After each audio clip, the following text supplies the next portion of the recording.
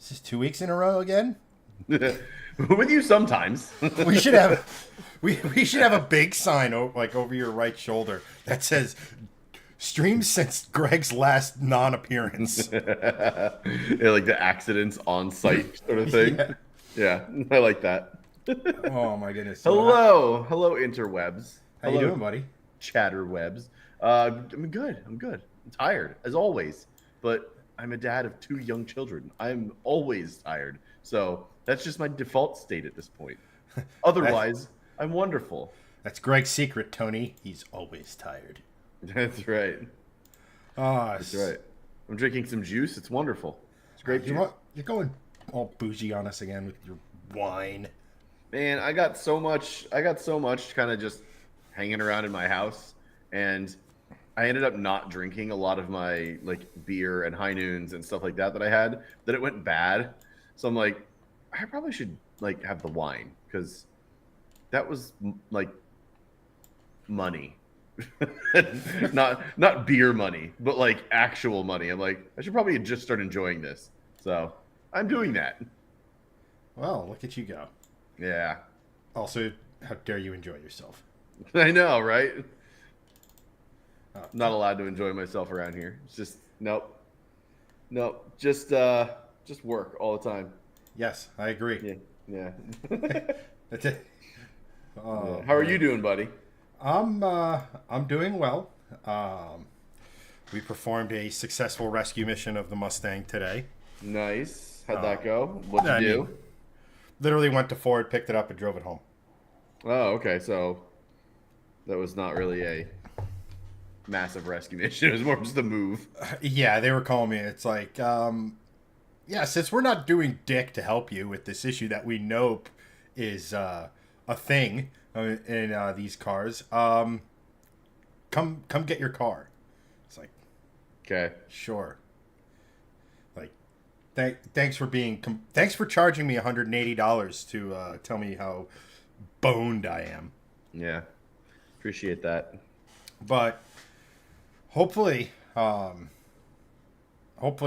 be going up to like Blue Sky next week sometime and kind of formulating a plan. Hopefully next week I finally start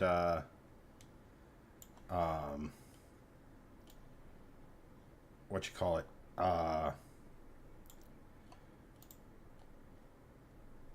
next week we start finally clearing the house out, getting ready to move. Found a few decent places, Nice. so that's good. Making progress, and as soon as the move happens, then we know kind of what we're working with overall budget wise. Because like ideally, I'd like to drop the new short block in.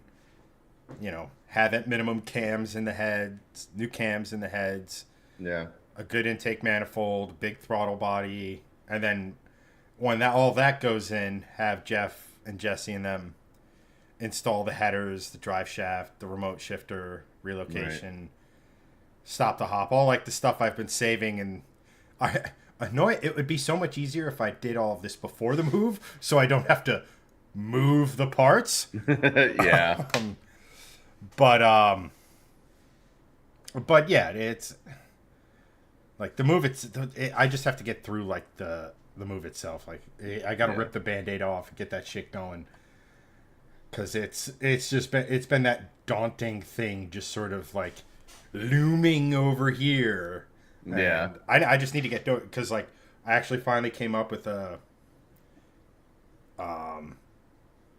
back. I was in my garage cleaning stuff out, and I was like, "Duh! This stuff that I haven't touched in literally a decade can absolutely be a part of the backdrop for like the new studio and stuff." So like that I got thought you were like can get thrown away because I haven't touched it in a decade. no. Well, what it is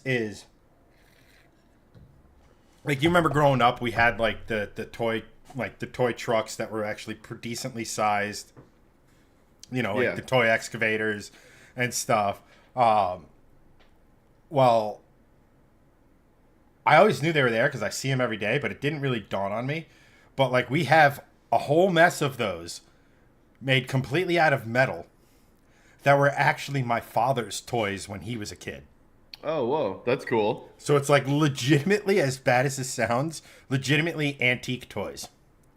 That's actually pretty dope. But it's like all like hard. It's like construction stuff. So like it'll work for a car based Right. Oh, that's cool. YouTube show, and yeah. So, but annoyingly, I still haven't been able to locate the hubcaps for my dad's Corvette, which is annoying because I have a theory on where they went. Because that would be a great background. Exactly. As part of background. Yeah. Again, I have a theory on where they went. But it is what it is. There, if what I think happened to him, I don't want to say it, just personal reasons, whatever. Yeah. But like, if what I think happened to him, sadly, they're bigger fish to fry. Right. Sean, my dude, welcome. What's up, Sean? How you doing, buddy? Sean has cooked up a crazy potential idea for any Volvo 700 through 900 series car. Well, don't keep the literal person waiting, Sean. Let us know. Or the two people on the show. We need to know. I think I know what it is. It was in the supporters group chat. Nice. Theoretically. But while Sean is furiously typing in West Virginian,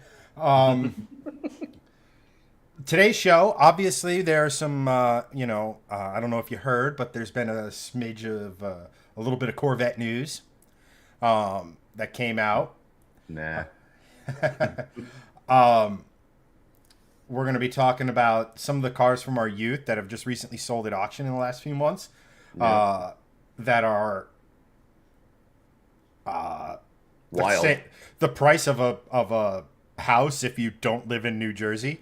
And then Honda had some things to say about some stuff that I think Greg agrees with, but I don't. No, I don't agree with it either. But we're gonna disagree with it in different ways, which is gonna make it very interesting. That's where the rub is. Yes, and as everyone knows, one thing this show does really, really well is rub. Yes. I don't know why I'm picking up random pens strewn apart my desk.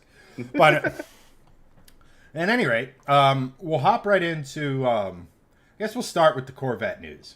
So, yes, as everybody knows, the lap times for the Corvette the C8 Z06, the ZR1, and the just brilliantly named ZR1 X gon' give it to you.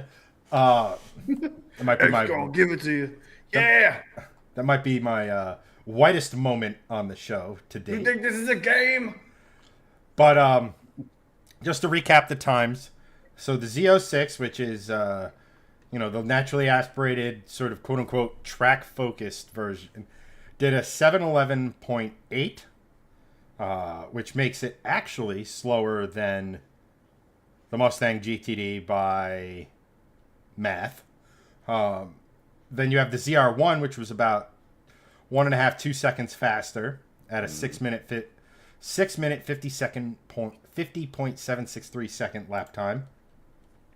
And then one of the bigger surprise, only a second and a half faster. Now I know a second and a half sounds like a lot when it comes to lap times, right? If you say you watched a Formula One race and someone was a second and a half lap fat. Well, I don't know why I can't say that. Faster, that'd be like, holy shit. Like, that would be Senna's lap at Monaco in 1980 something. Right. Ridiculous. At the Nurburgring, or the Nordschleife specifically, how big it is, that's not a lot of time given, an extra 200 plus horsepower. Which is kind of goes along the same lines of what we saw between the regular Corvettes and the E-Ray, is that, that extra weight hurts it around a lap. Yeah. Straight line good, long racing lap not so good. Right. And before we touch on your thoughts, one thing I did want to mention, when I first saw that, I was like, what a completely useless thing to have. That was just a big, giant, just, we'll call it shillelagh swing of, we make a 1,200 horsepower car. Yeah. That wasn't much faster than our 1,000 horsepower car. Right. But then I thought about it. In the real world, the ZR1X is going to feel so much faster in day-to-day driving.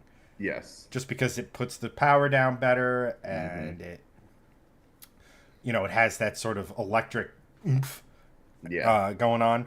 But as someone who I know furiously watches Nurburgring lap times like a child grasping at their binky, what are your thoughts on this?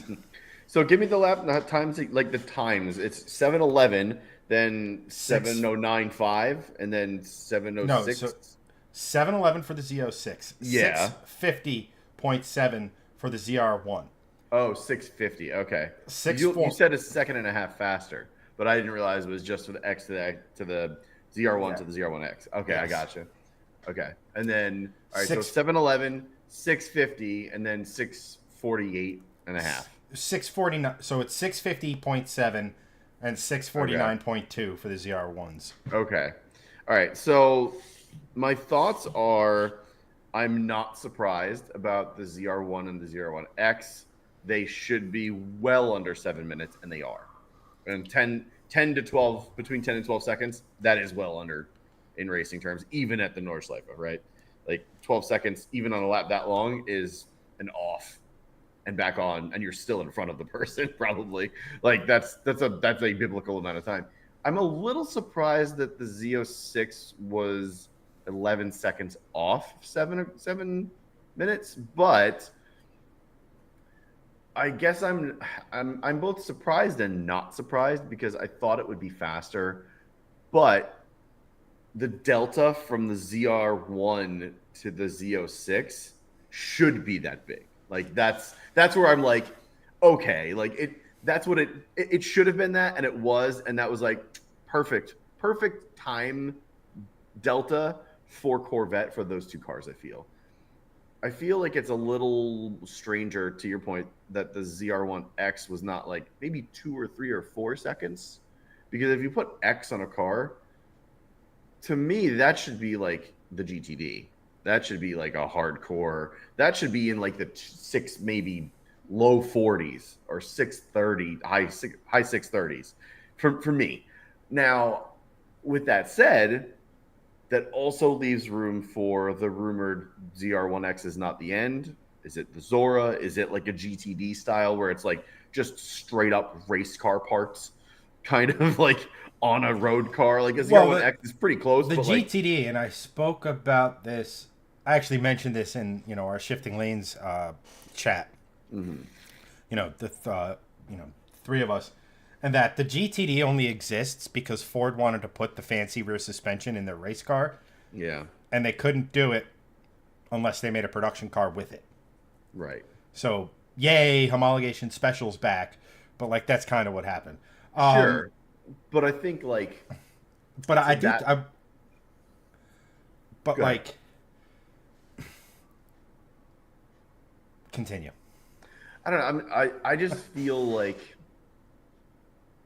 I feel like the ZR1X is the one that let me down the most. Yeah. I feel like that should be faster. That brings up... But maybe it is them just, like, saying, okay, there is something else coming in. It's going to be that, like, world stopper. Well, it does. It also brings up something to me that's very pertinent to that car and all high performance hybrids, and that is just how much of the time can it deploy, and how much of the time is it just carrying around an extra, how much, whatever the weight is, a couple 100 pounds, yeah. Because in theory, it has unlimited. It's not shackled by when it can deploy. But like rules of, say, like hypercar and stuff at Maw, the Right. all-wheel drive hypercars that have a similar setup to this, but in obviously race car trim, they can't deploy over a certain speed. They only have certain amount of deploy, regardless of how much they've generated over a course of a lap. Road car doesn't have to worry about that. But on the flip side, if it can't really regen a ton, there's a lot of corners on that there Nordschleife. I don't know if you've heard. Right. There are corners. Over 100, I've heard. So, there's some. I don't know. At least 4. Yes. It has more corners than Pocono. Yes, which only has 3. But I don't know if they'll ever say this, but like, or go into in depth about it. There is a documentary about their trip to the Nurburgring. I haven't watched it. I don't know how in depth they're going to get into it. Yeah. But are they deploying in 25? Like, I'd assume where they would deploy would be out of slow speed corners. I would imagine. Or medium speed corners, depending on, the gearing and everything. Basically filling in the gaps where the turbo is where you're in a weird situation of being in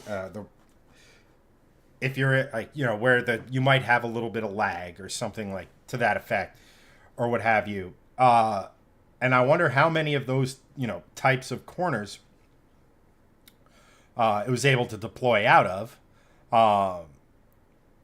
It's probably going to deploy on at the beginning of the straight just because of, how much that straightaway means to overall lapping. Mm-hmm.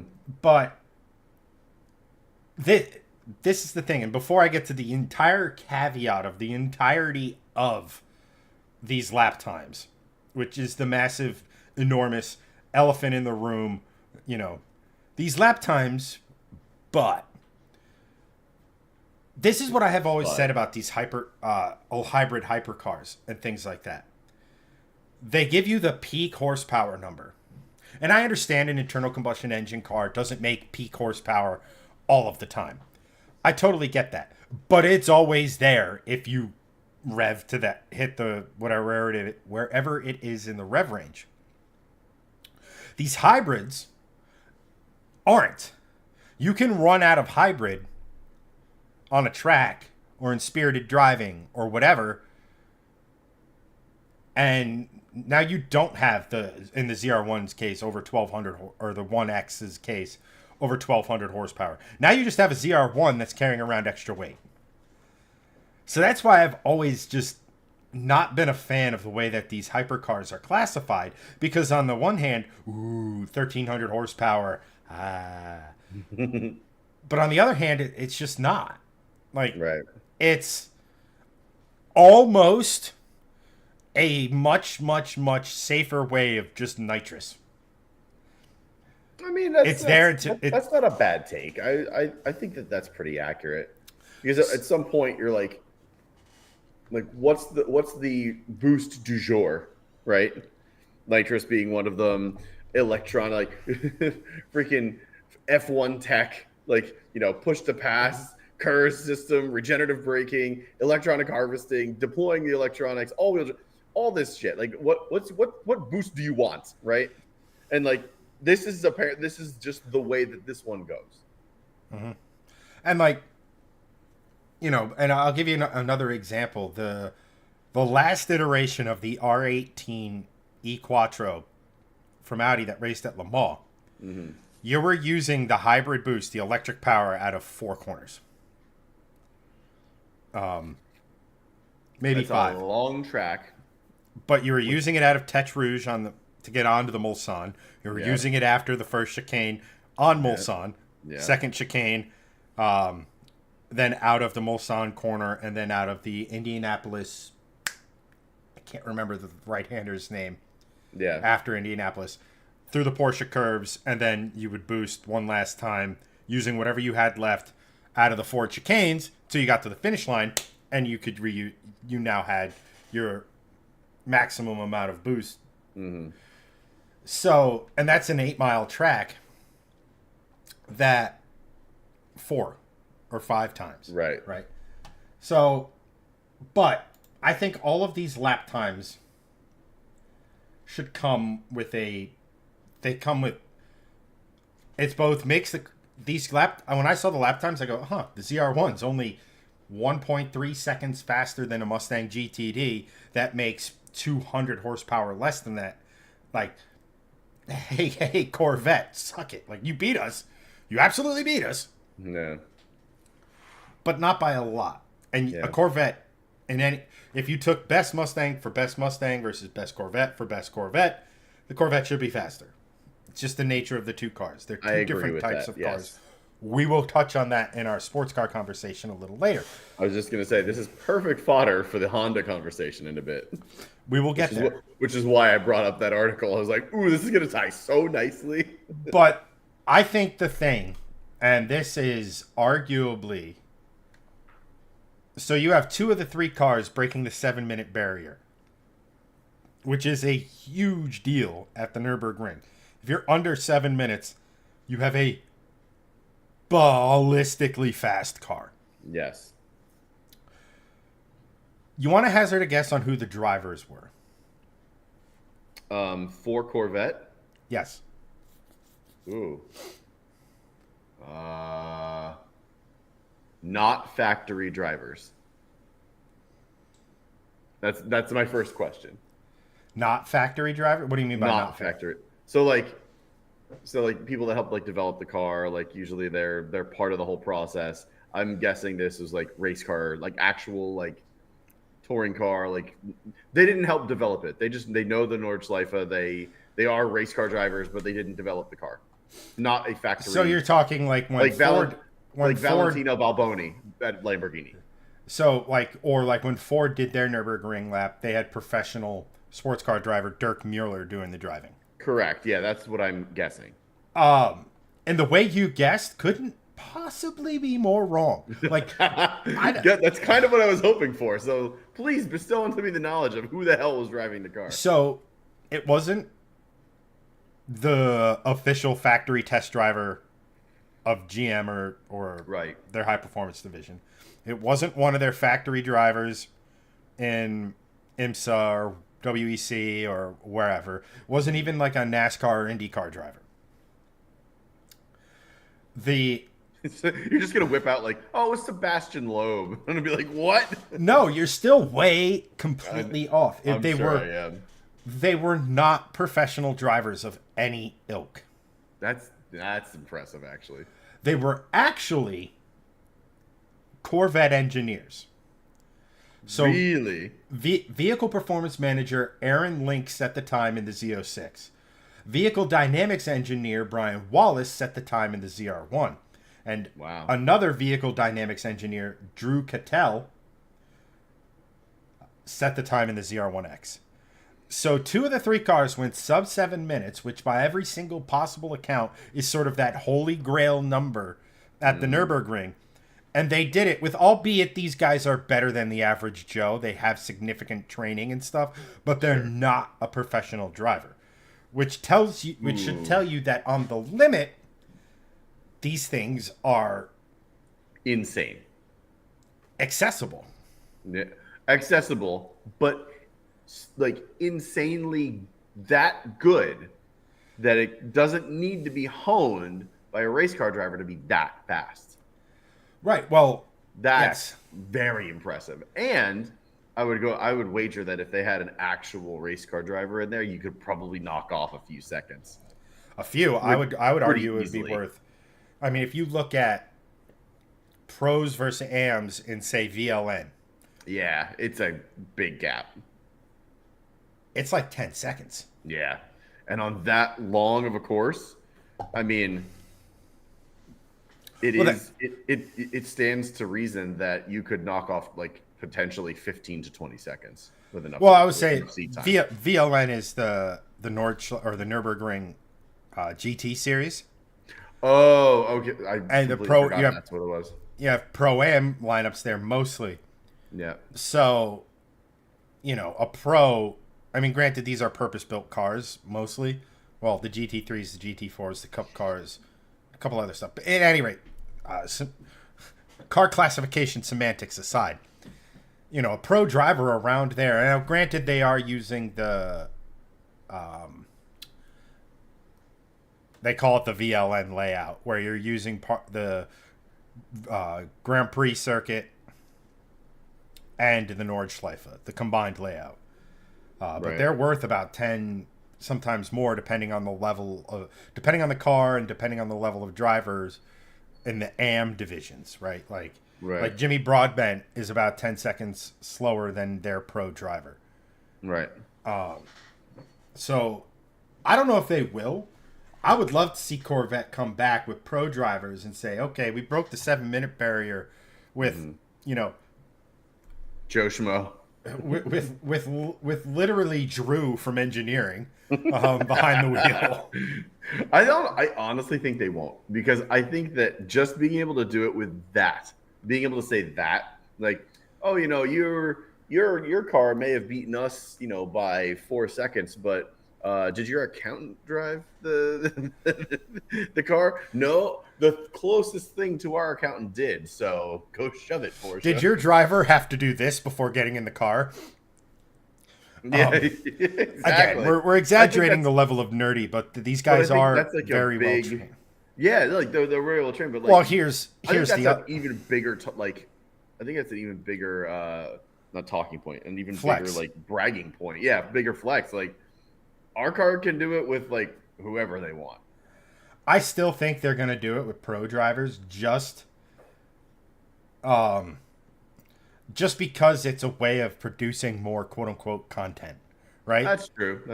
We had the initial sub 7 minute lap from the GTD, the Mustang.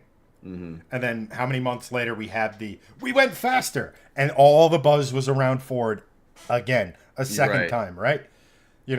Chevy has the chance to do that and then say, let's just say they don't get a completely perfect weather, day. And then they can go, like, again, it's just a way of quote unquote extending the content. Staying in the conversation, yeah. And continuing to have hype for the car, which at the end of the day, these lap times are great, but the hype they generate drives sales. That's what they want. Exactly. Yeah. It's cool though. It's cool to be able to like see those. So here's what I'm wondering. I know that there was a big delay in releasing these times. I wonder if that was, and it wasn't a big delay in releasing the times. It was a big delay in actually like getting people over there to do the times, as well. So I'm curious, and this is sort of the conspiracy theorist in myself.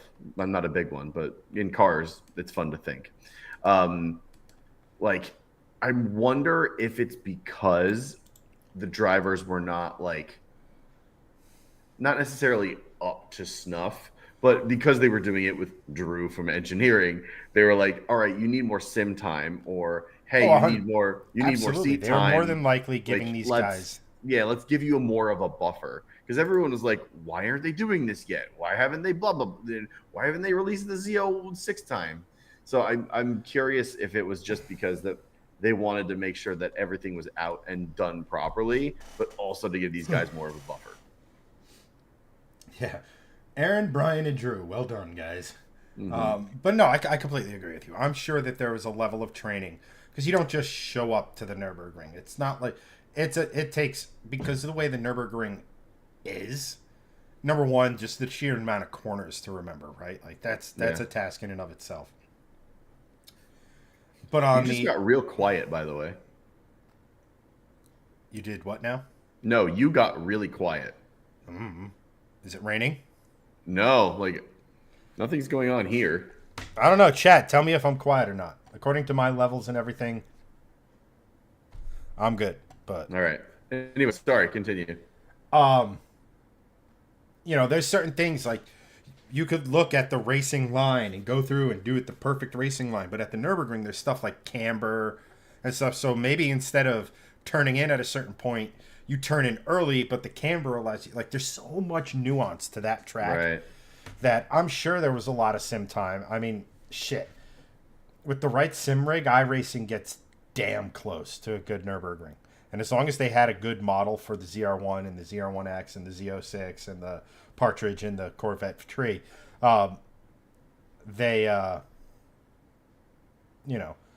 they could have learned a lot there. I'm sure there was also a lot of trips to the Nürburgring to learn and have instruction and be taught and have coaching and everything like that. Because it's one thing to say, yeah, we sent Poindexters out there to test the lap time and we're still faster than you. Suck off, Right. But it's another thing to say we're going to do this, and they're like, all right, the new ZR1X last just released the wrap time, and it's 8 minutes and 47 seconds. It's like, But like they obviously didn't want to get embarrassed. I'm sure they wanted to get them Right. to a level where a sub 7 minute lap was possible for the Yeah. the ZR1s Right. and kind of go from there. Young, welcome my dude from over on YouTube.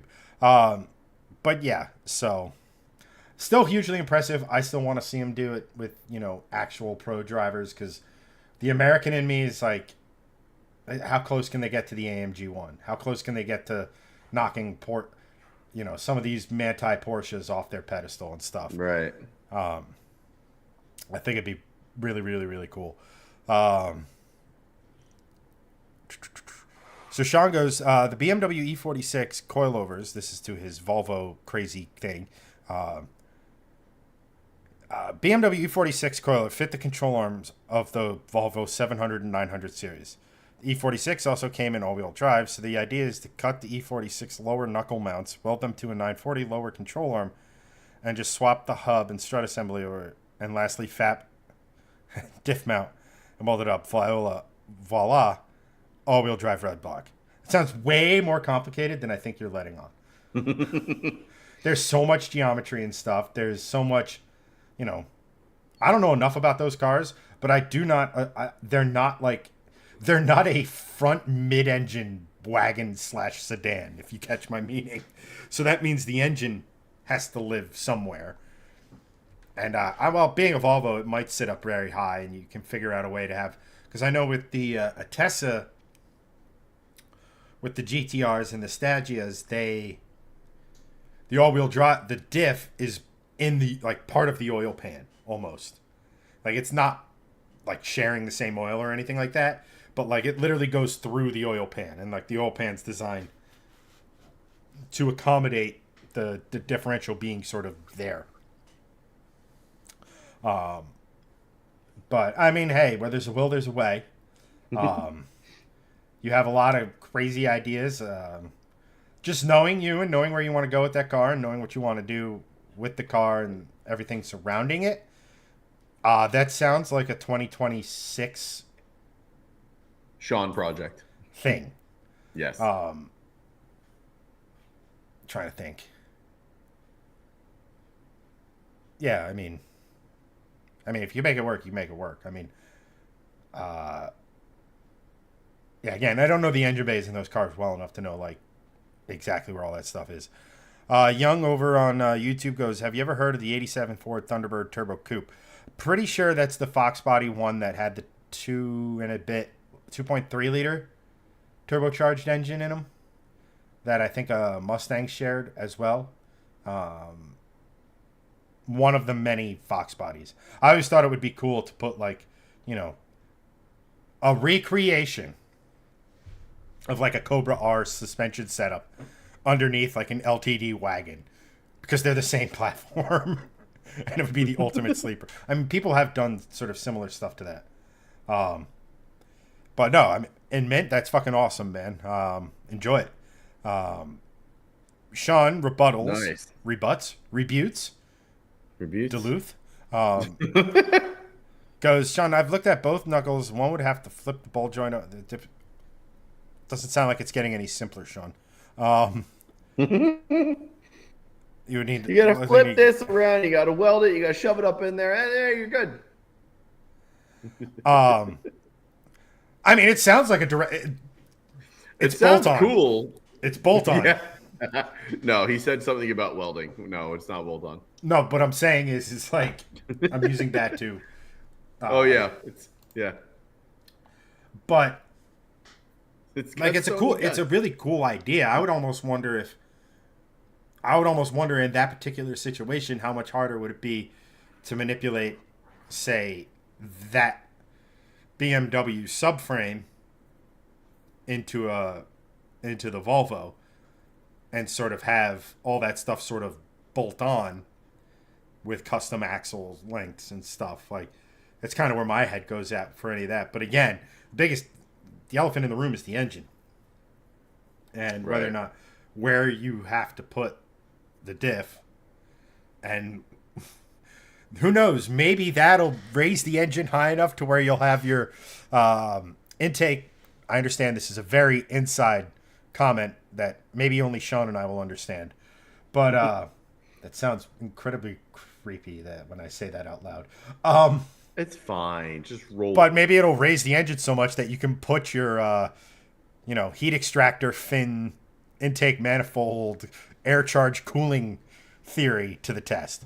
Context for that, Sean and I were having a conversation about how much you could potentially cool the air charge in a car if you took, say, the intake manifold and put it like the cooling fins on like air-cooled engines or whatever on some of that stuff. Well, if you took those, if you had cooling fins on the intake manifold, oh my god, and put that was kind of my reaction. Crazy engineering. Hey Andrew, good to see you, dude. He goes, I'm not saying all-wheel drive red block thing would be easy, but seems doable. Here's an idea. What if you put a Volvo? I wonder what would be harder, doing what Sean just described, or putting a Volvo 900 wagon on an E46 sedan chassis. Like, which would be the harder of the two?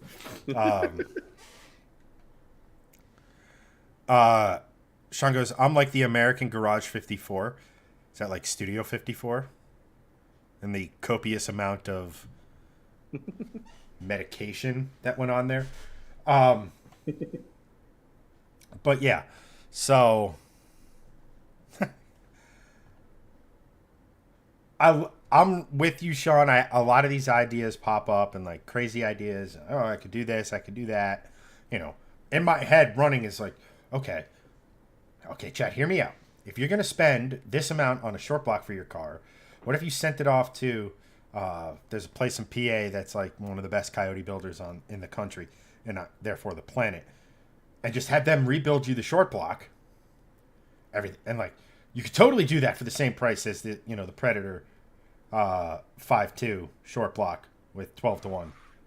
Like, and then I'm like, well, what if I went ITBs and did a complete custom intake on top of the ITBs that sort of poked through? Like, I get it. We're crazy. We're car guys. That's how our brains work. At any rate, not in my head. It'll forever be Studio 54. It's you working on cars with long hair, silk button-down shirt, and bell bottoms with platform shoes. That's what it will always be. So, moving on. Oh, you know what I didn't do for this? Hold on one second. What? Greg, while I got to look something up real quick. While I'm doing that, what is... I know we've kind of talked about this, but what is like a car that you haven't mentioned that you want to play with and you have a crazy idea for? A car that I haven't mentioned that I have a crazy idea for? Oh, man. Oh, I don't even know. That's like such a loaded topic to just huck at me. And go. Jesus. I want to make every SUV and crossover cool by shoving V8s into all of them. So that's a crazy idea. I think I so regret asking this question. No, but lower all of them and put V8s into every single one. Why not? Because all of them are boring. I mean, not all of them, but 99.9% of them are boring. They have stupid engines. And if we're going to make them fun, like I could imagine a CRV. I don't think Steve's on, but we'll go with the CRV in honor of Steve. So shoving a big ass Hemi V8 into a CRV, lowering it and making it like a 9-second CRV. To me, that's actually really cool and something I've never talked about. Like, I've always had a really... So the Cummins swap he shared recently in a Prius, you'd be on board for?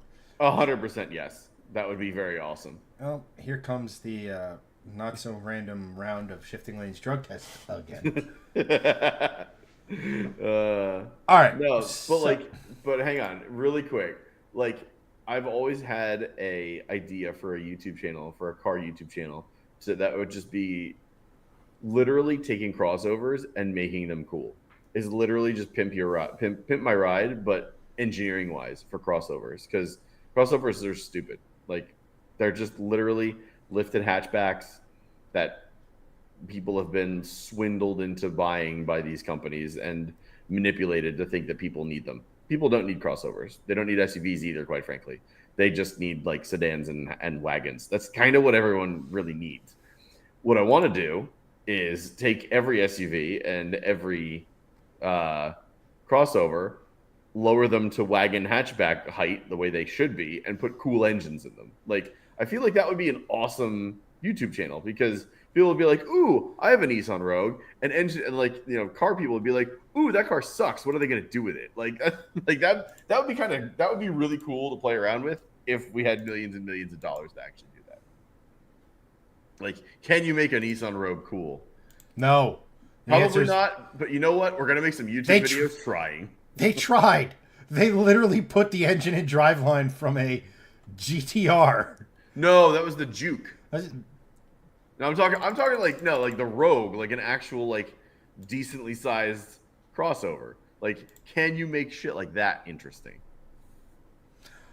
Like, spoiler alert, chat. No, you cannot. But what if you could? No. The answer's no. My ultimate goal is to turn America back to wagons by calling everything a wagon. Here's how my guest appearance on that YouTube channel would go. It's like, okay, today we have a Ford Escape crossover that we're gonna give the old "Can you make a crossover cool" treatment. However, in this series, my good friend Chad is in charge of it. Chad, what's your first plan? Where are you taking us? Well, I'm taking you to the junkyard. I'm going to crush this and then go twin turbocharge a Mustang. I think Mustang guts into Escape. I won't let that happen.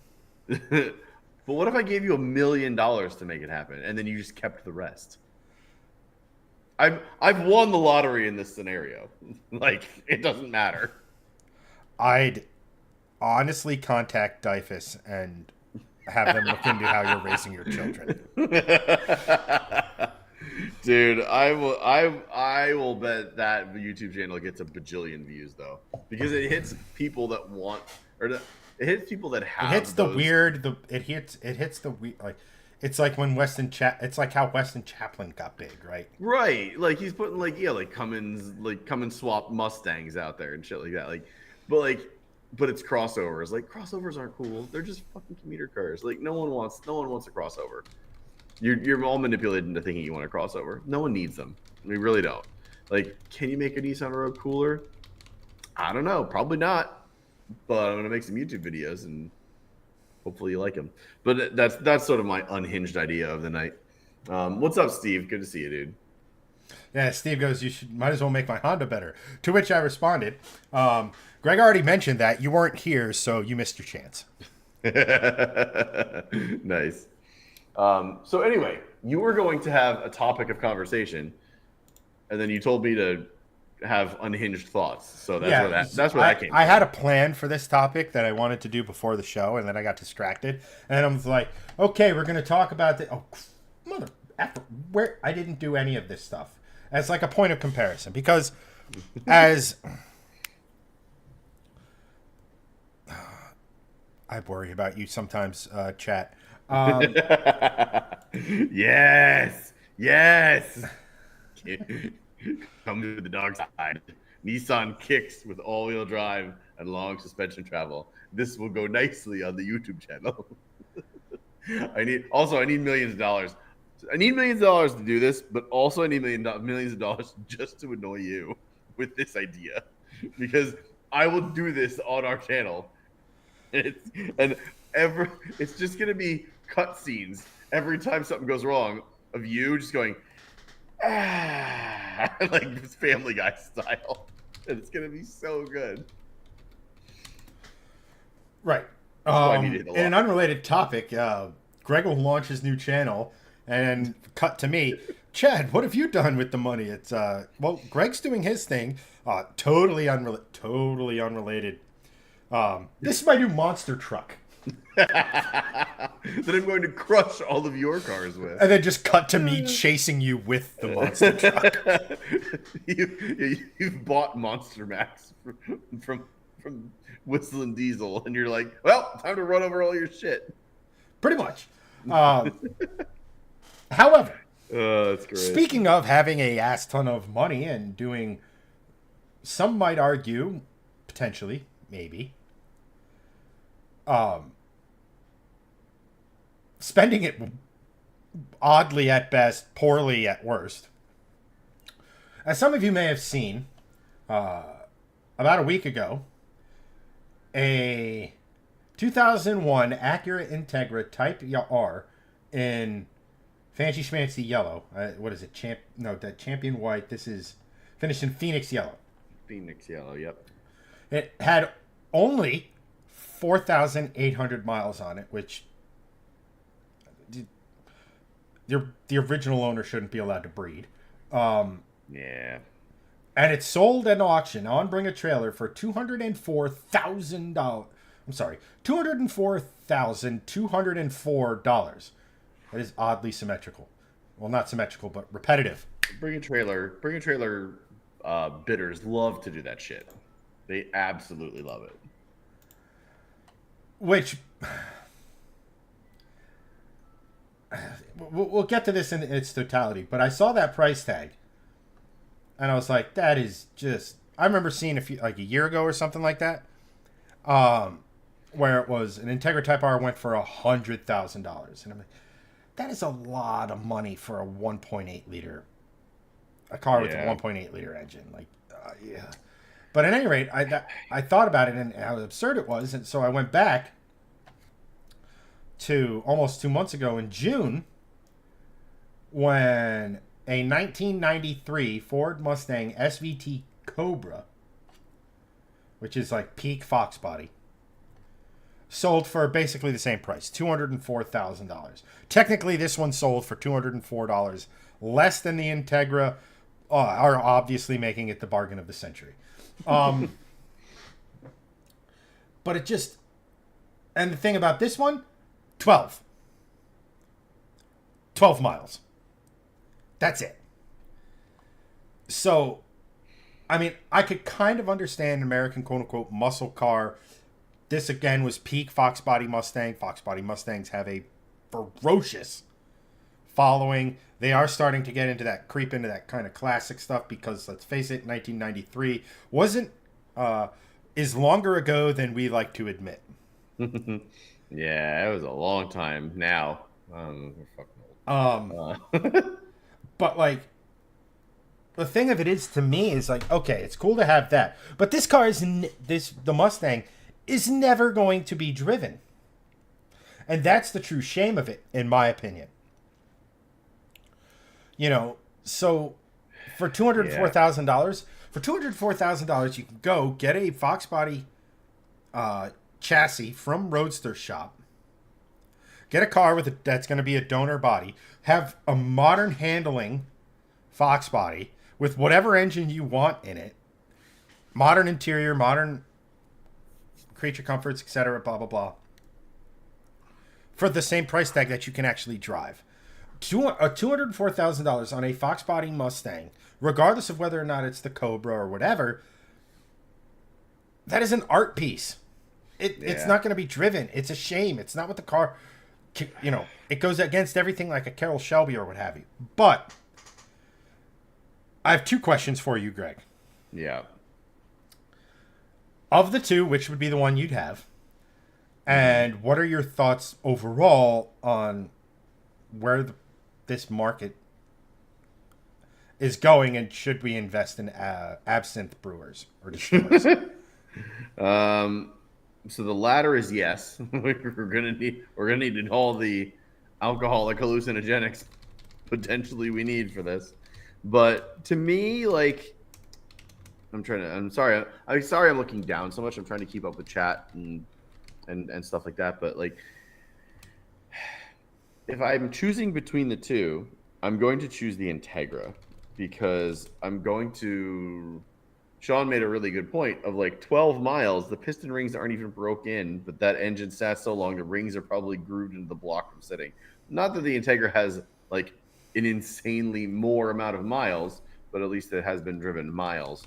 Um, if I'm going to drive either of those two cars, the Integra is definitely the more fun of the two.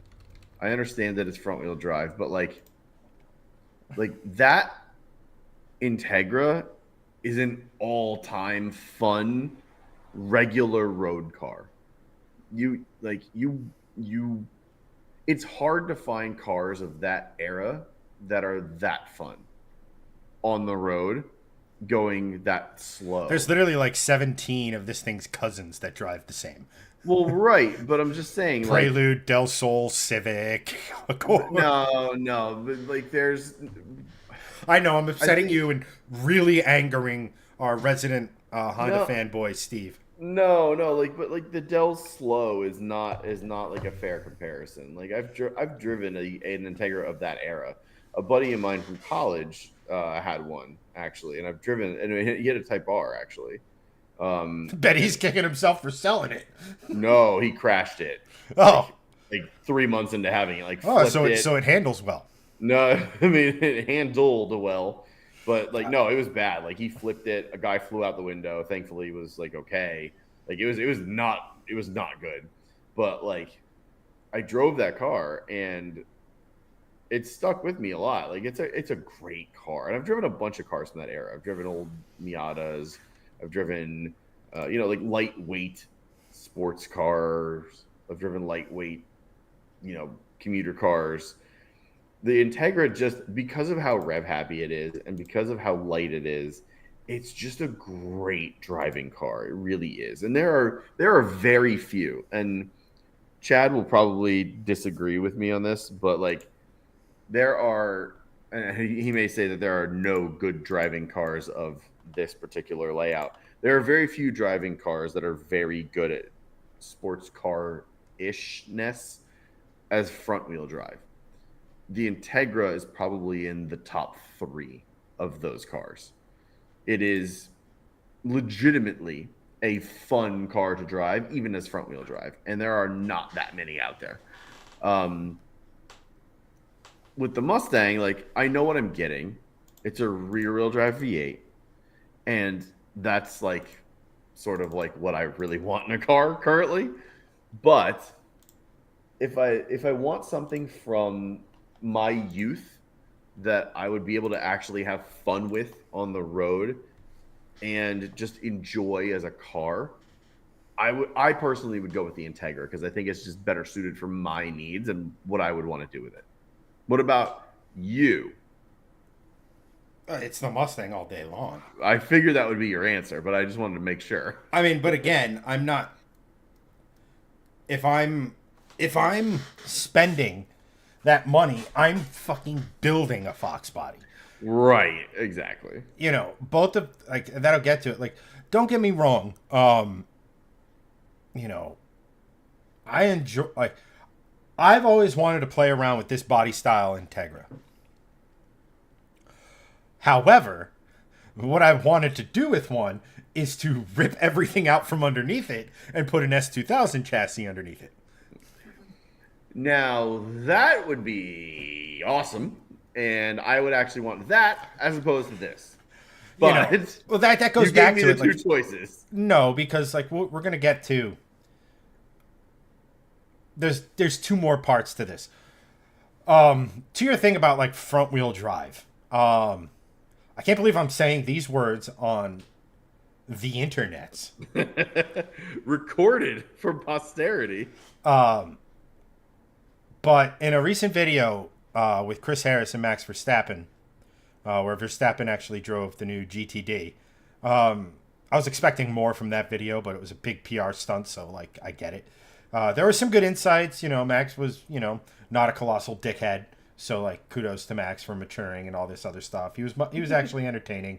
Chris Harris is one of the, I believe at this point, Chris Harris is the 4th member on the automotive personality Mount Rushmore, like, you know, in the same, like he's up there with Clarkson, Hammond, and May, in my opinion. Interesting. That's high praise.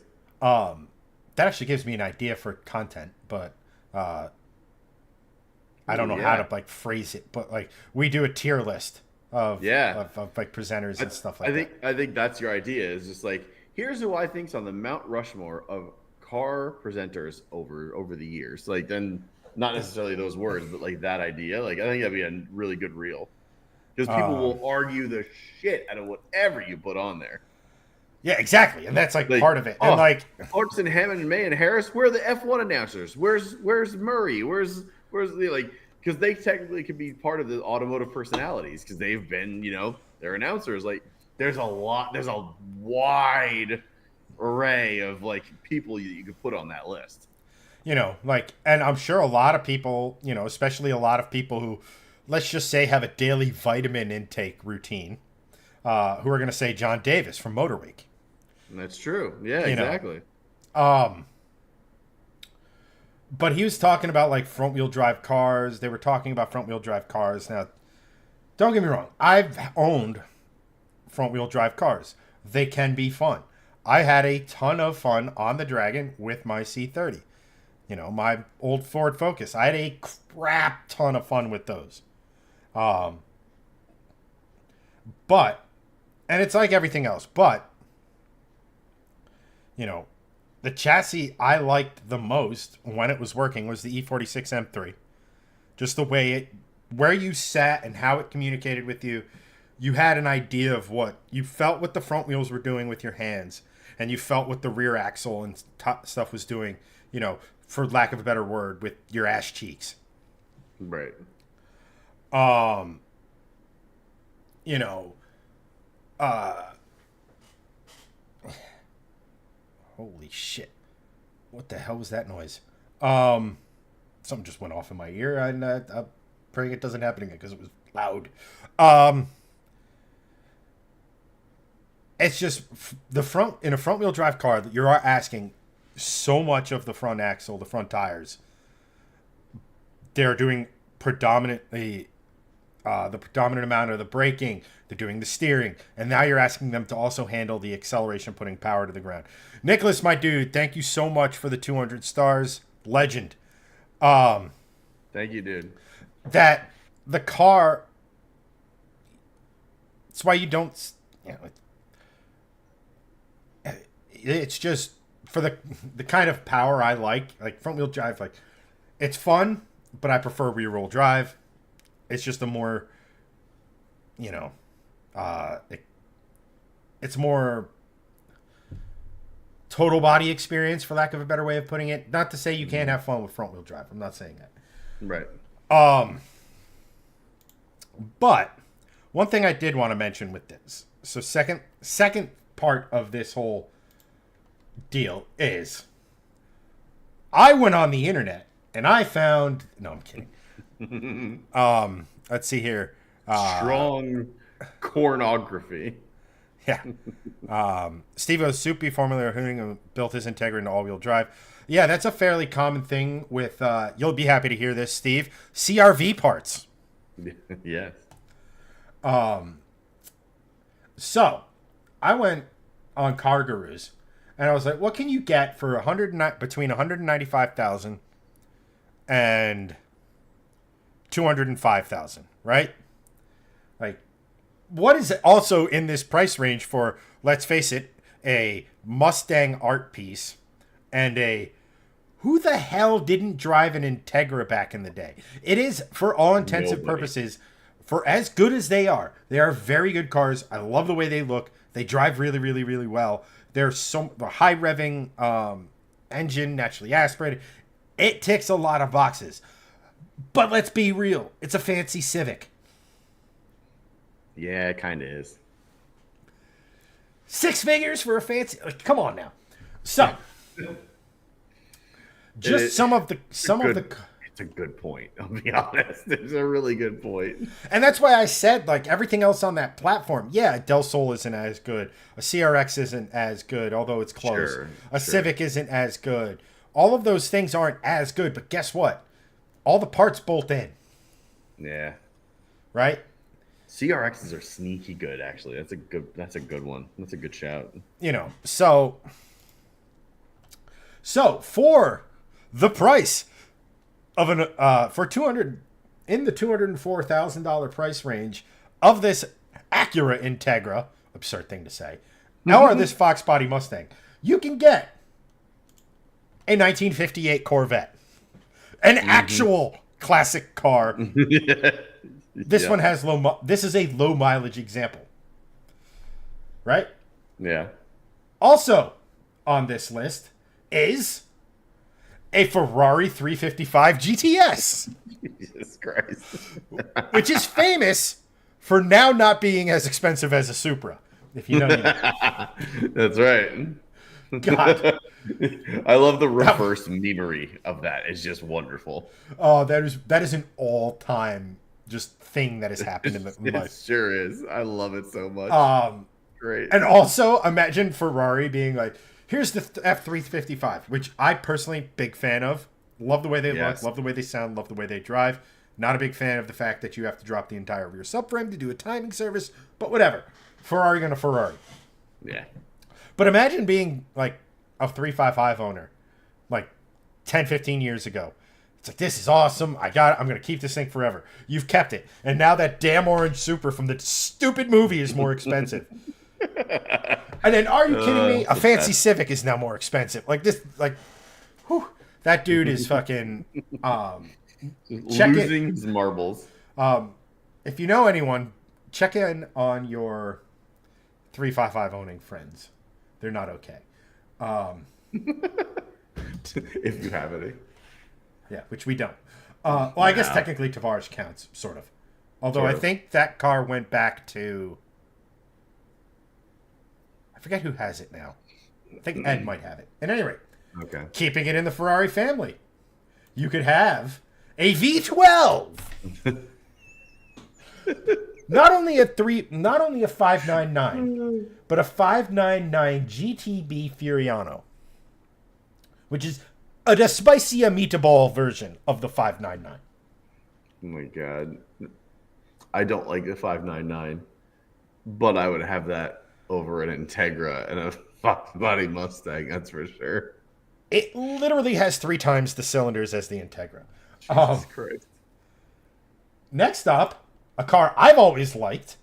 You could have a 2008 Mercedes CLK 63 AMG Black Series. Now you're talking. Yeah.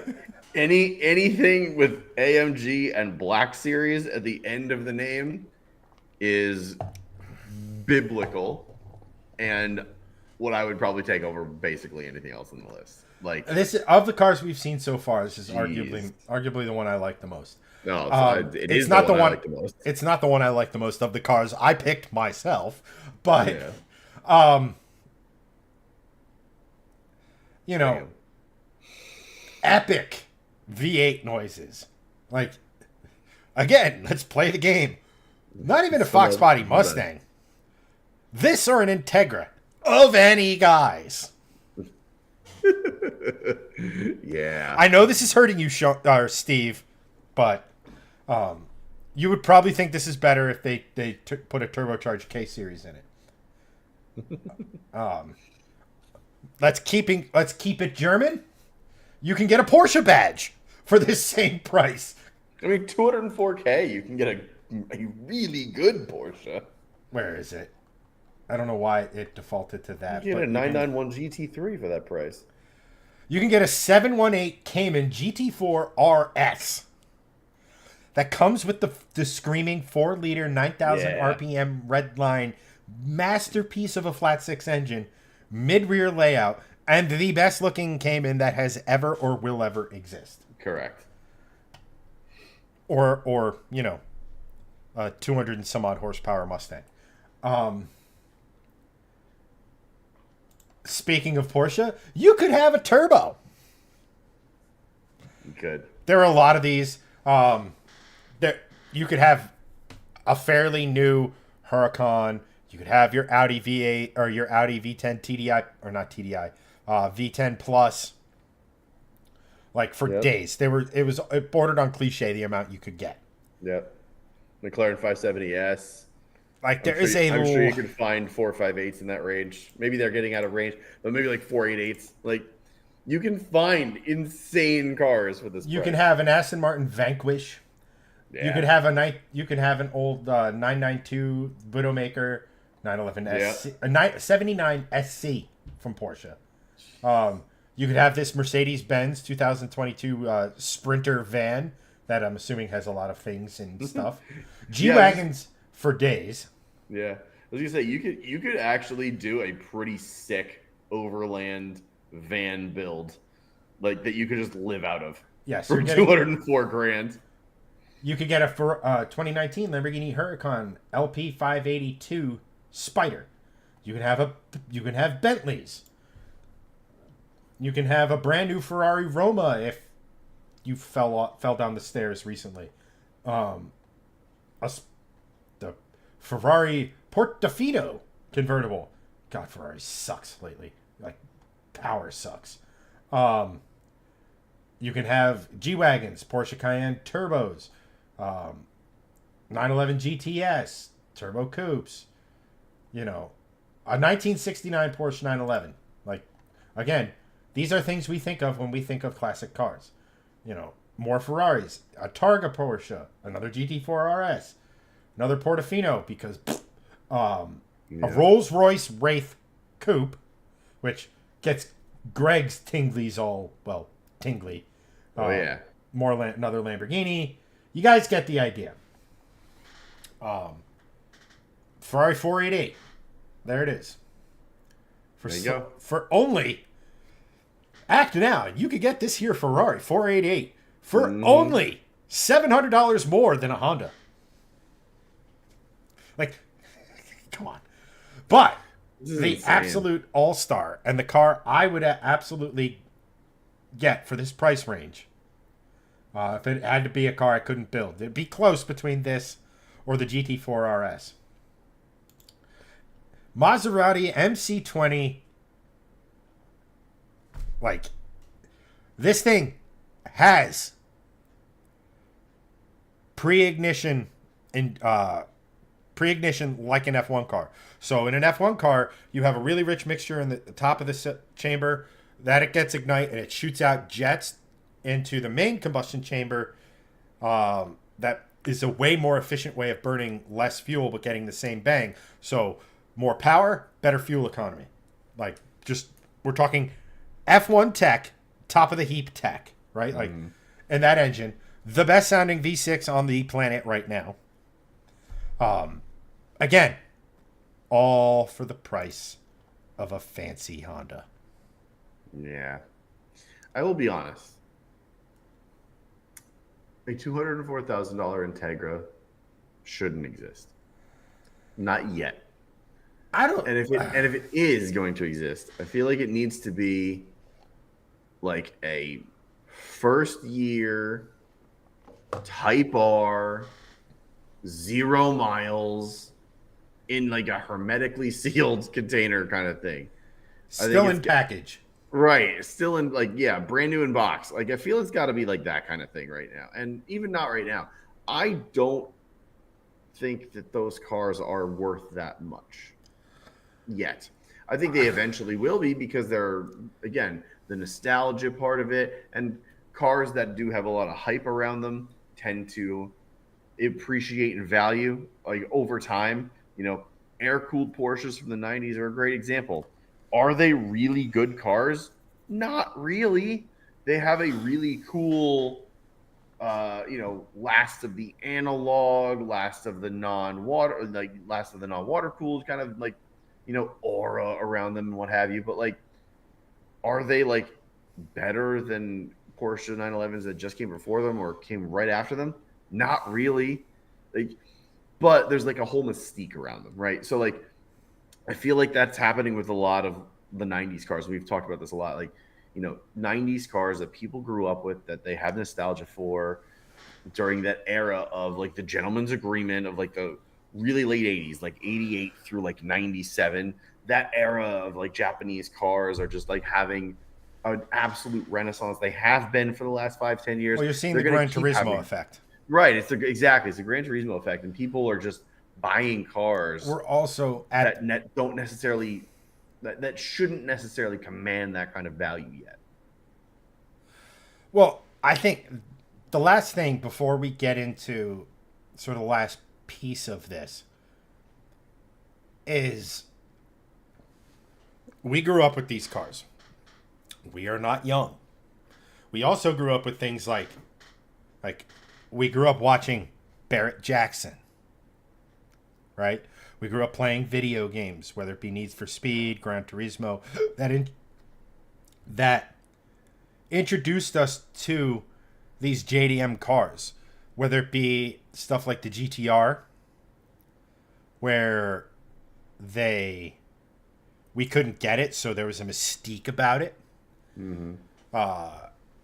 You want what you can't have, whether it be stuff like, the Type Rs, which we could get some of them, but there weren't a lot of them, so like you didn't see it every day.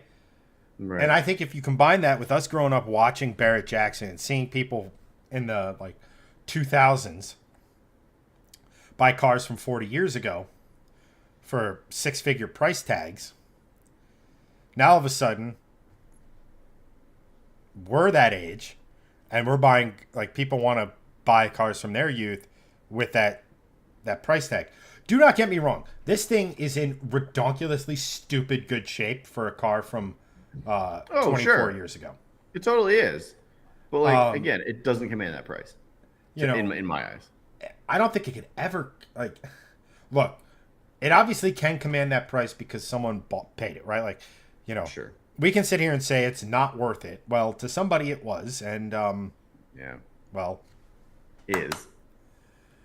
Great job. Right.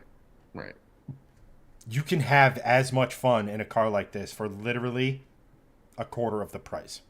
Correct. You could literally have an Integra that you convert to Type R, put some modern bits and stuff, and actually have a car that's faster, handles better, makes better, a better noise, all that stuff.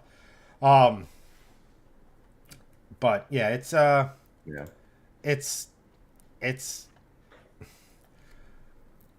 I can understand stuff like the GTR, the Supra, the NSX, and to a lesser extent, I think you're going to see a boom on RX-7s with that run on their original Apex Seals coming soon because of the rarity of, that. Mm-hmm. Plus the RX-9 is potentially coming out, and that should bring hype to older cars that already have hype anyway. So yeah, I'll just kind of leave it there. But your homework assignment, while I take a quick break, is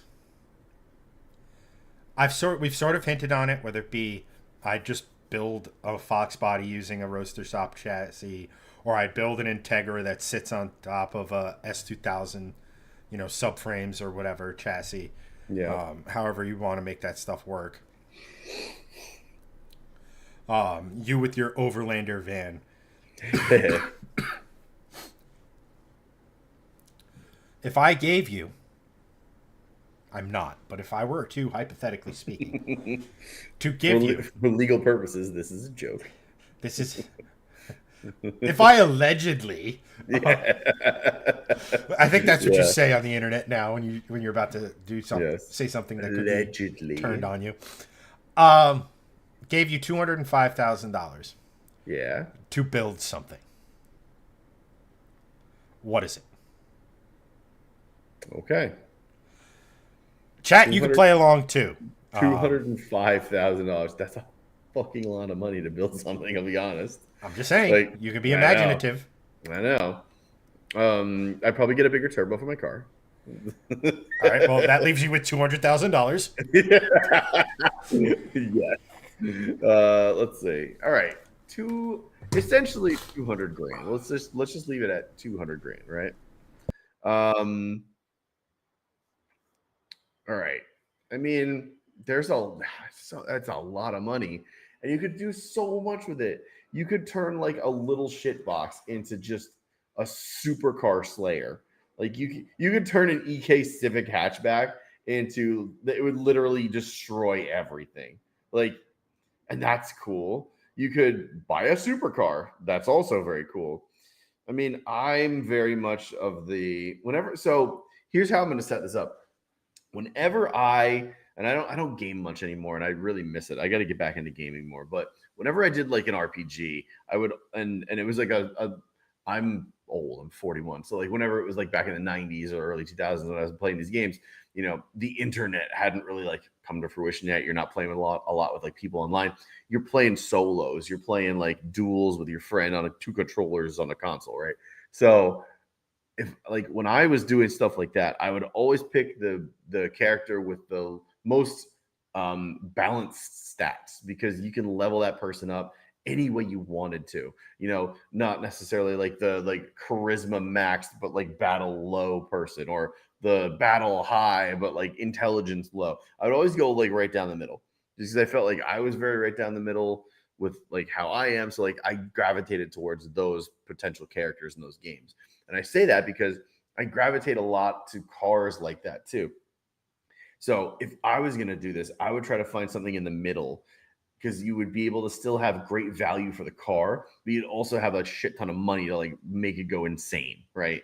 So if I'm thinking of something that's like in the middle, and again, my penchant for like V8 front engine cars right now, I would probably pick something like a Mustang or a V8 Vantage or a Hemi Challenger wide body or an F Type R, but the rear wheel drive one because I have money and who cares about diffs at this point. So like shit like that. Like that's what I would probably like really go for. Right in the middle has amazing stats all around. Isn't low in like a lot of categories, but isn't top end in a lot of categories either. And then you can just throw money at it and dial it up. So if I had to choose, I would probably see what I would do is like if everyone watching, if all like five of you have watched this forever, you probably would think I would go for the F type. What I would really love to do is to take a modern Challenger wide body and give it some more power, but turn it into like a track weapon because no one would expect that. But something you could still drive, right? You would still be able to drive it. It'd be really fun. But people think of them as boats, and they are. They're big, heavy front engine V8 cars, right? So like to me, I would love it if you could take that car, excuse me, give it give it some more power, but also like do a full suspension overhaul, do some weight reduction without making it uncomfortable. Again, I still would want to drive this car like daily, not necessarily daily, but like I'd still want to drive it on the roads and have fun on the roads with it, not necessarily just stripped out, no interior roll cage track weapon. Like that's not what I'm going for here. I would go full suspension overhaul, um, you know, coilovers, sway bars, stabilizing bars, the whole nine, whatever you need for that car. Then I would do tons of weight reduction. Maybe I'd get like carbon fiber body panels.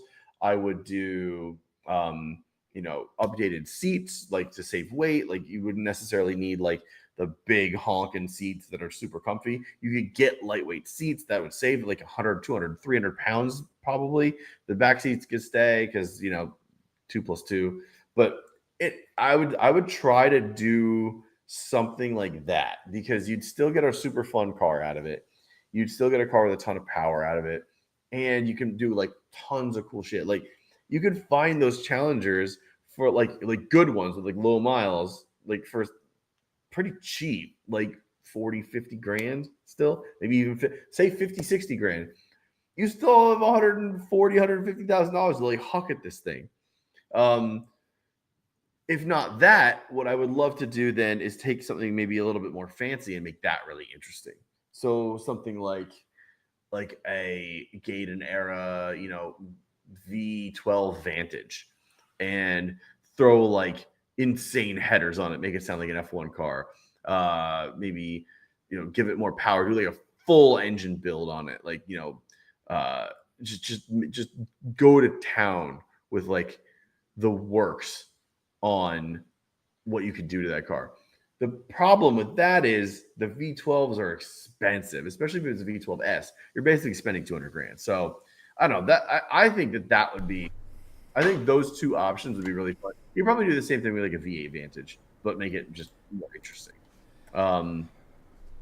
So yeah, those would probably be my couple of things that I would do. Chad, I will pose the same question to you as I do the same thing that you did. Oh, before I do that, before I leave, since I know you're back. So if you see the middle of our screen here, where my garage meets your door, essentially. Okay. Right? You're full screen right now. Okay. So either way, over here on the full screen is the edge of my garage, right? Well, on Chad's screen, it's the edge of his door. When you came back in your door, I thought someone was walking in my enormous, and I'm just like, oh! Like while I was walking, I'm just like, the food's behind me, and it scares it. Yeah. So. I thought because Kate's next door, just doing like a book night with like some of the neighborhood ladies, and I'm like, man, Kate got really tall. What the fuck? What the fuck? And I realized, oh, it's just you. Oh, that reminds. All right, so same question to you as I now take a break. Goodbye. Thanks for scaring the shit out of me. Hey, it's I aim to please. That doesn't make sense, but new tab. So, I think a lot of you guys kind of already know. I think a lot of you guys already kind of know where what builds I have poking around in my head. Right, we've talked about the 510 ad nauseum. We've talked about wanting to take like an 06, 08, 09, that era V8 Vantage and drop a pissed off as big as you can bore and stroke a Coyote NA and put it in there. So full suspension, carbon fiber, maybe do the wide body from the GT3 car, kind of take a page out of DDE's book, although that would probably blast my budget. To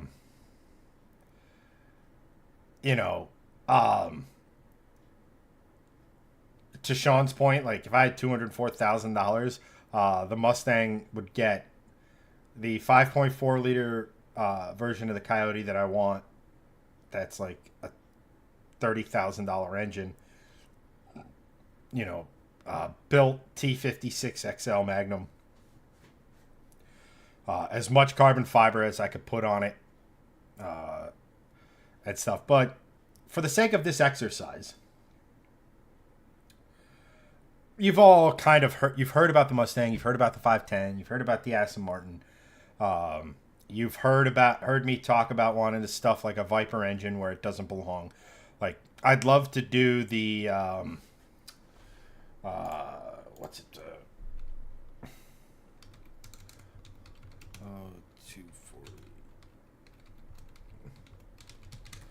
You guys have heard me talk about doing something like I would love to say take something like the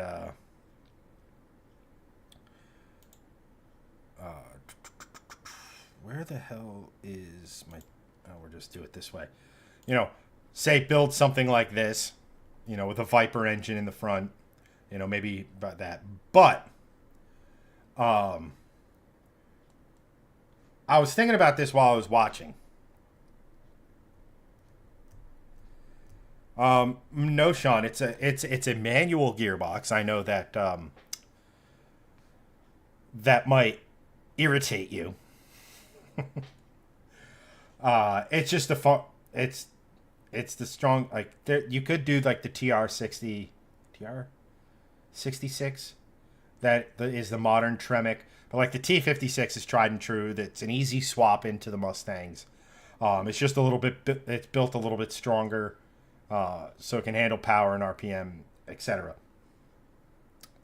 But we've talked about all these different things ad nauseum, and I think it would be. I personally think it would be more interesting. Where is Camson's at? There we go. I honestly think it would be more interesting, and we could go out of the box into the to think, something that I kind of haven't talked about.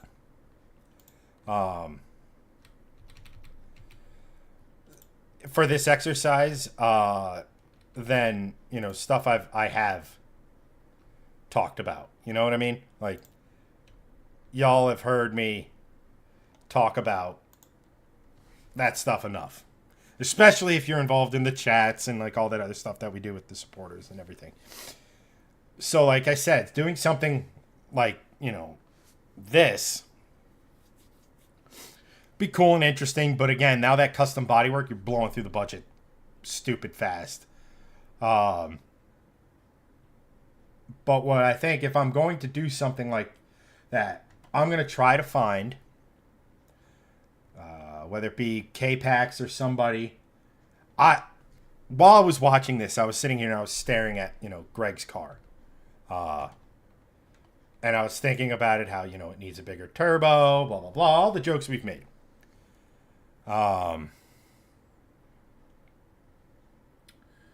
But I was thinking, a lot of you probably remember this thing. The K-Pax S60 or whatever that raced in World Challenge against the likes of Cadillac GT3 cars, and was very, very, very competitive. So I was thinking, what if we took the wide body from this, applied it to Greg's car, built the engine, maybe swapped out the, automatic for, an all-wheel drive sequential. They do make them or what have you. Make the car make a little bit more power, but have a wide body version of Greg's car with the same engine. Say we're making 400 or 500 horsepower ish.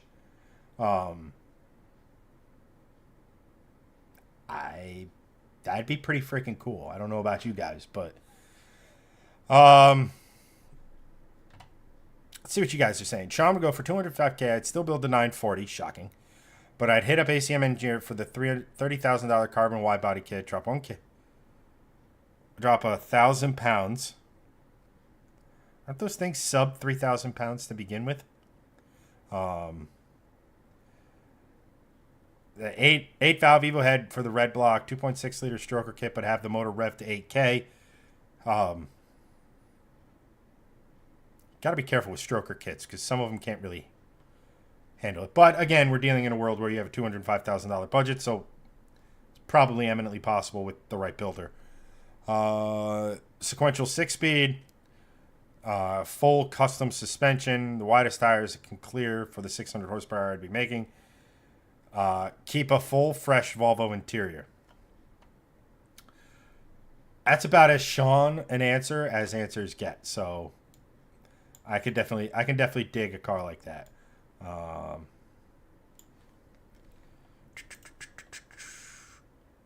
Sorry, 1 second.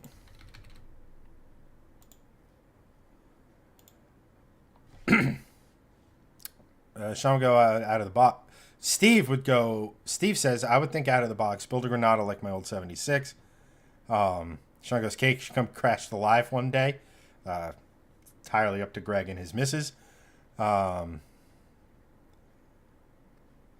Mustang Chad TD. Yeah. Especially today, since I went and picked her up. My wanting to build that thing the fire has been relit. So that would be. I mean, if that money got dropped in my lap, it would absolutely be going to the Mustang tomorrow. You know, again, 5.4 liters. It's not a stroker kit because you have to bore and increase the bore and the stroke to get to that displacement. I'd have a custom exhaust on it. My goal is to make it sound like the GT3 race car. I'd probably put a different front bumper on it. They don't make wide body kits I like for the S550s. They look a little too cartoonish for me. So like maybe have like a subtle 1 inch or so flare, just that's enough on that body on each side.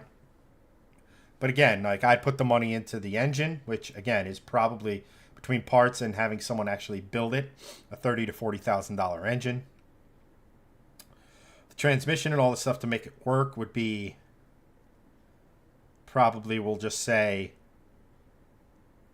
you know what? I probably wouldn't go with the Tremec. I'd probably just do the same thing I did with the other car and have Calmer rebuild it, because then I get to use my carbon fiber drive shaft, the axles I have already, all that. Look at me being sensible given a budget that I would do horrible, unspeakable things to obtain. Let's see here. Ford 8.8 diff in the Mustangs. Once you support them, do a little bit better supporting them, especially with the Stop the Hop kit. And I'd have it taken apart and resealed because the factory seal is known to, with wheel hop, lead to some weeping. So that's probably with labor, probably $100K right there. Carbon fiber hood. I have a carbon fiber roof. Carbon fiber trunk lid, quarter panel. Again, depending on this would get pricey, but I'd have a carbon fiber front nose. I'd probably do the Mach 1 style front bumper. Carbon fiber mirrors, side skirts. I'd really, just to tie it all together, want to do carbon fiber doors as well. I'm a sucker for carbon, but that's not the safest thing in the world. I'd get forged wheels in bronze. Not that I don't like the wheels that are on it now, but I get bored, so I'd probably want something new. But like I said, for the sake of this experiment, for the sake of doing something, I'd want to do the K-Pax World Challenge body kit on Greg's car to make it, and like again, build it in such a way that it makes 500 horsepower, get rid of the automatic, and then go from there. I approve of everything that I just heard. So here, Steve would go, I'd do an RB swap in a 70s 280Z that Sean and I saw at Carlisle. Mighty Car Mods did a 240 with an RB swap. Yes. And they just updated it.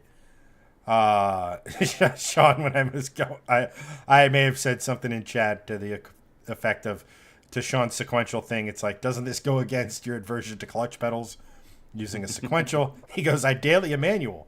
I mean, yeah, you do, but you daily an easy manual. Yeah. I'm fucking with you, dude. Jesus. I just like the DCT and sequentials for pure speed reasons. I get it, man. I mean, pure speed being the street, but I get it. It's your car. Do you? Don't listen to Chad. Do what you want. Well, now that Greg is getting involved and being like, now I couldn't disagree more.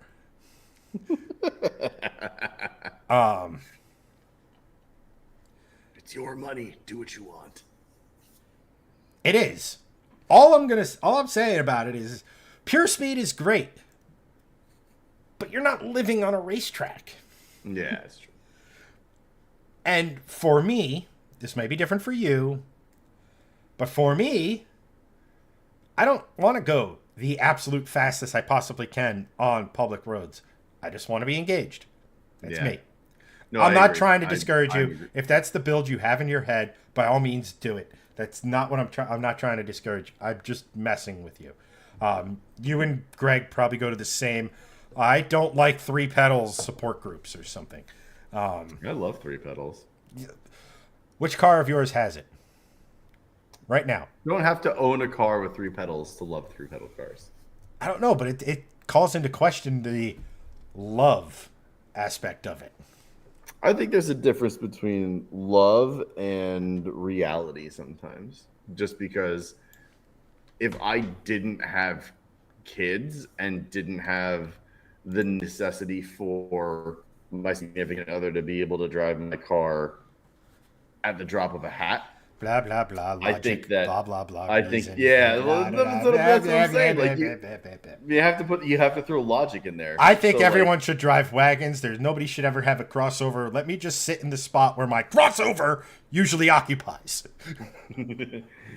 No, it's not a I'm- crossover. It's a SUV. You say potato, I say crossover. That's what I say to help myself sleep. Is it body on Don't say frame? anything. Is it body on frame? No. Crossover. Shh, don't say these things out loud. My brain doesn't need to hear them. No. But as you can tell, Sean, I am a ballbuster first. And same thing with Steve and his love for Hondas, which we'll get to in a moment. I'm just busting chops, guys. It's how I hug. If I stop and if suddenly all of a sudden you start talking about it and I go, that's awesome. I totally love DCTs and blah, blah, blah, and yada, yada, yada. Something's wrong. Can confirm. That Ball busting equals love. Yeah, and like you, and if it's followed by like, I haven't spoken to Chad in a while, you've been excommunicated. No, but it's Yeah. just busting chops, especially like guys like you guys. You know, people will give it right back to me. You know, it's fun. It is. There's a rep. You know, And and now that's we why get Greg into and the I, last- and that's why Greg and I are such good friends, is because like Yes. we know that it's just it's coming from a good place. Last few things on chat before we touch. Touching. Yeah. Heavy petting. Can't wait for this to be a in-person show where it's just me. Yes. I'm going to just jump on you. Oh no, I just can't. I can't. Touching. Oh God, I should not. Say, I'm not going to say what I want to say, for very obvious reasons. But, like, there will be a point at some point where Greg's like going on about something, and I just like lightly put my hand on his thigh just to make it as awkward as humanly possible. So, how's that Volvo treating you? Did Inappropriate. you just hear the smack? Just, Or like Greg's like, I'm gonna go to the bathroom. Go get him, Tiger. Everyone watching is just like, so what are we tuning in for again? What is this podcast? Did you just see a squirrel? No, something loud and banging of noise just came from outside. Do you need to go? 1 second. Go investigate. While Chad investigates that, I will regale you with stories of things. Greg, I'm leaving your garage now. Yes, you really are. You can't hear me, but I'm talking to him anyway. Oh, man. Our last topic is kind of a good. I don't know if it's gonna be ball busting. Excuse me. I don't know if it's gonna be a ball busting topic, but it's definitely a topic where I think Chad and I will agree on one thing and maybe disagree on the other part of it. So maybe let's get into our last topic, which has Honda at the center of it. So Steve will be very excited. I think Steve just went to bed. So, Oh, damn it. Well, we'll have to bust his balls in chat tomorrow about that. yes. But Greg, you found this news topic, and go. Yes, please hold. Let me bring up the article. There it is. So, as most of us know, we are getting a new Prelude, and the Prelude looks, at least according to the photos from Honda, actually it looks pretty decent. Pig ugly. I'm not gonna say it's like the best looking car. The older Preludes definitely look fantastically better because that's actually when things got designed well. But I will say there are far worse looking cars right now than this car by a country mile. It's like I said, it's decent looking, at least in my opinion. But the whole title of this article was Honda claims the new Prelude is the quote ideal sports car. So I'll let you just digest that one for a second while I read a little bit. Basically, they are coming out. It's a two-door sports coupe. It's going to be called the Prelude, obviously. And let's see, where is the one thing I wanted to mention here? As for what Honda means by ideal sports car, we believe it refers to a blend of performance and practicality. The Prelude is borrowing Civic Type R hardware, such as the dual-axis front suspension and Brembo front brakes, while also offering split rear-folding seats, underfloor storage, and a lift gate. Unlike the CTR and the more upscale Acura Integra, it'll be a hybrid. So fuel efficiency should be better because when you talk about the ideal sports car, of course, we're thinking about fuel efficiency. Said nobody ever. But, and this is from Motor One, Honda is insisting that it's more than just a coupified Civic hybrid, touting larger diameter tires and an optimized wheelbase. So, with all of this that they're sort of bloviating about,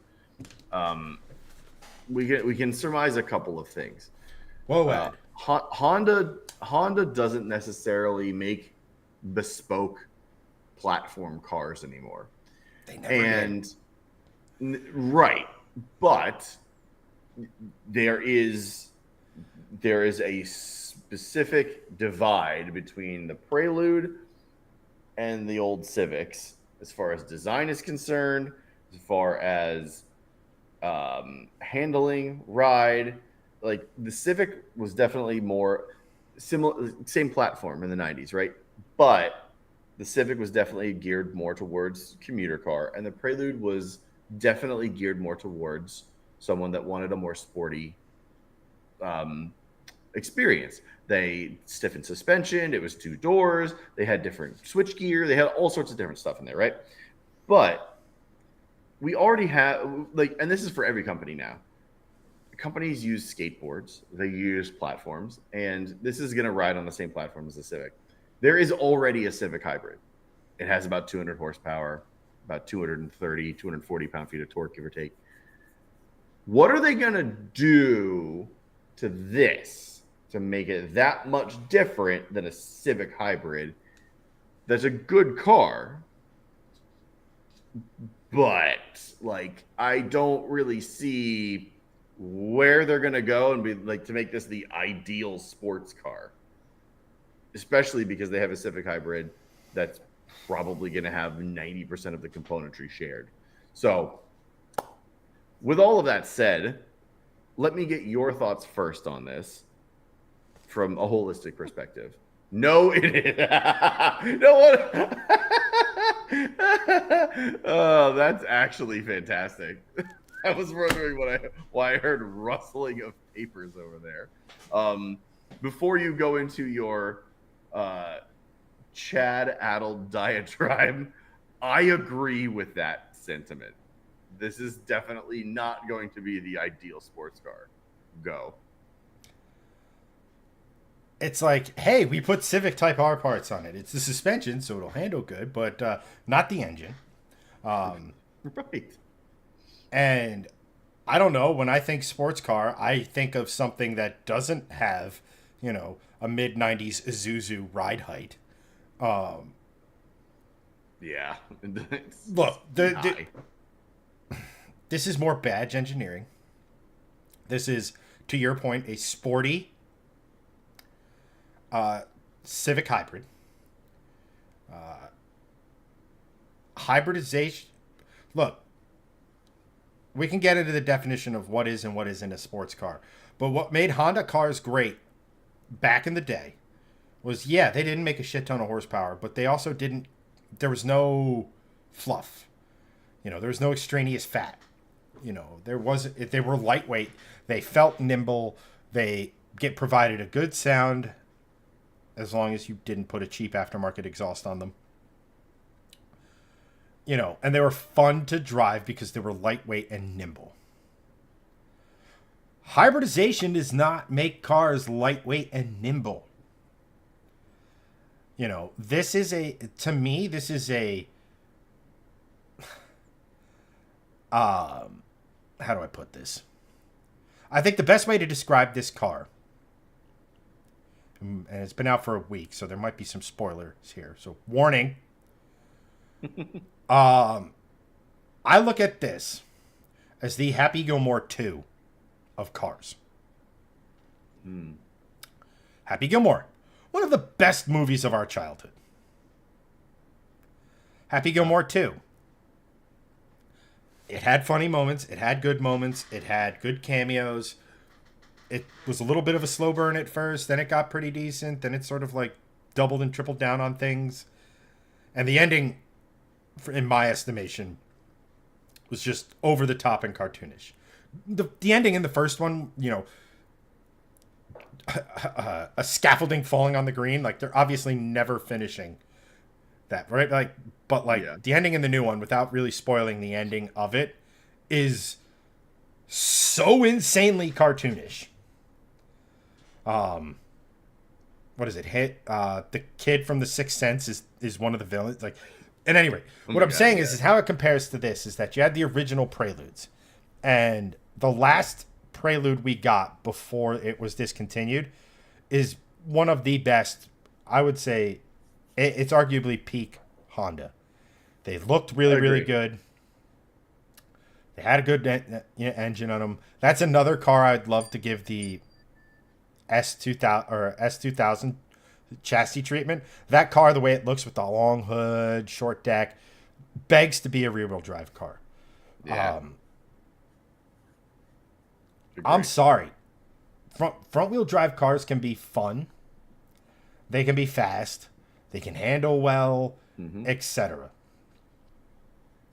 Front-wheel drive hybrids can arguably do a lot of the same stuff, make you feel like you're going faster because you have that instant punch, and like we were talking about with the ZRX, the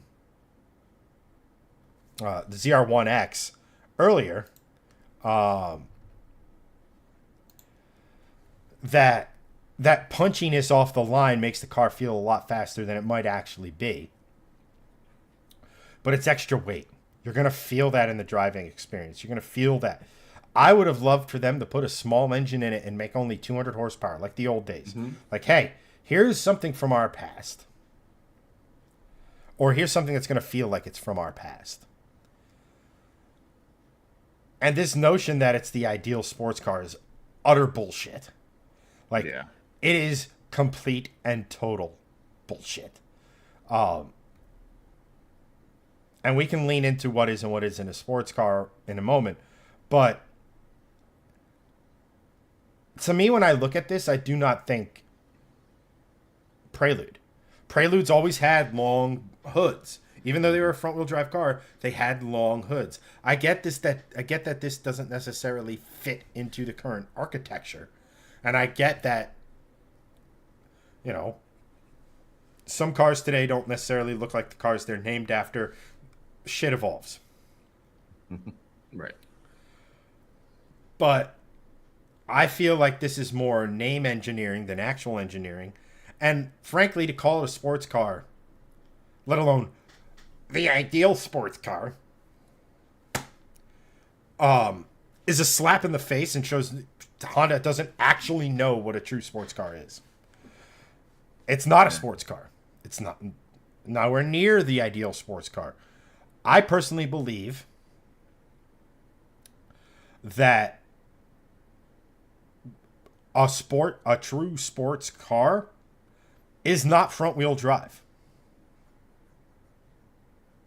I would agree. I agree with that. It's just not. You can have that's why the whole thing of sport compact was a thing. That's why hot hatches are a thing. That's why in Europe and stuff the boy racer is a thing. But for like the sports car was always front engine, rear wheel drive.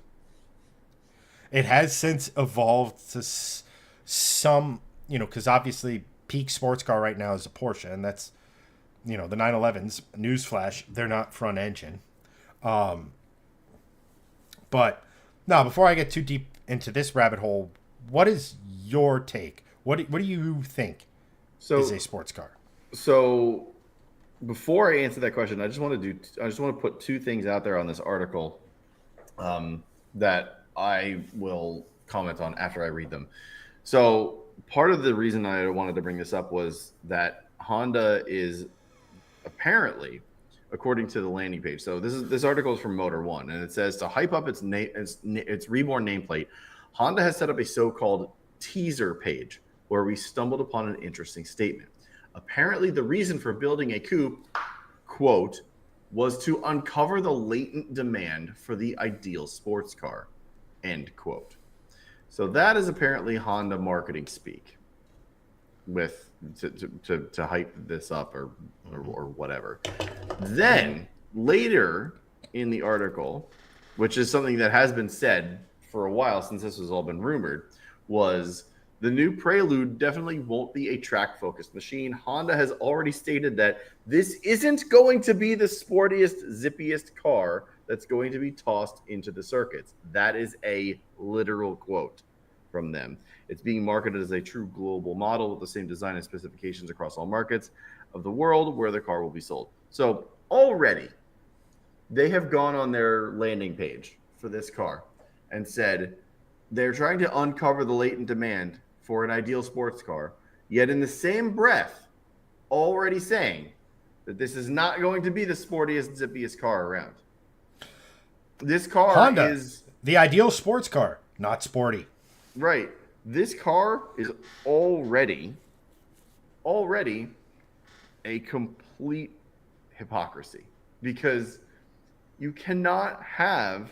This is a car that was done by the marketing people, Correct. Not the engineers. Correct. Because all they're trying to do here is sell a car.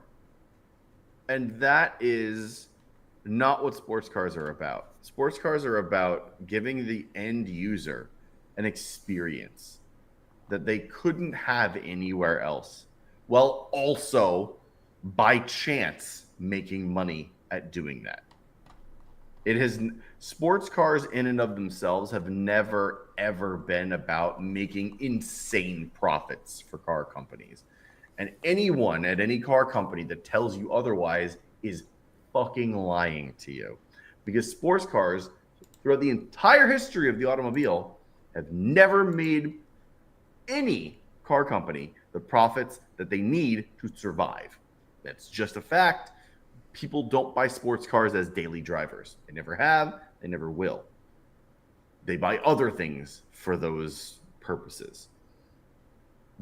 Uncovering the ideal sports car, and also in the same breath saying that this isn't the sportiest thing in the world, makes this a completely meaningless car, a completely soulless car, and quite frankly, it shouldn't exist.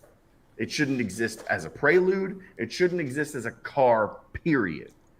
I think, in my opinion, after reading this article and after reading this might be the harshest thing I've ever said. I have honestly lost so much respect for Honda just in the ethos of what this car is that I probably will never buy a Honda again. I honestly don't think that they have any values left, period, about enthusiasm in cars. And I was the biggest Honda CTR supporter in that sense. After reading this and after seeing like what they were trying to do with the Prelude, I wouldn't even be given a CRV as a gift and said, "Oh, use this as a family car." I would be like, "No, thank you," or I'm going to sell that and buy something else. I wouldn't even be given a CTR as a gift. I would do the exact same thing. I think Honda has lost their way entirely, and I have absolutely zero respect for their marketing team or their um, sports car division, quite frankly, at all anymore. I really don't feel that they have a pulse on what enthusiasm is as a car lover anymore, period. I just don't. To be able to say those two things about a car that's coming out in the same breath, about uncovering the need for the ideal sports car, which this isn't, and Honda knows that, and then also saying it's not the sporty. same company that made the S2000, arguably one of the greatest sports cars to have ever existed. Correct, and that is this. What Honda is now from what Honda is when that came out is so far removed that I don't think Honda. I think Honda is literally here just to make cars for people to drive, and just to drive normally. Like I was gonna say, wait. Your hot take is that a car company is here to make cars for people who drive, as opposed to armadillos. But they, yes. I'm fucking with you. But yeah. No, I know, but you're right though. But they also position themselves as this like, and they always have, right? They've always like driven by performance. Like you remember the ad campaign they had where they had like the race car sounds over like the minivan, and it was all the Indy, and they were like, all of this racing tech that they were doing was it's brought into all of the cars that you're buying, and everyone's like, yeah, this is cool.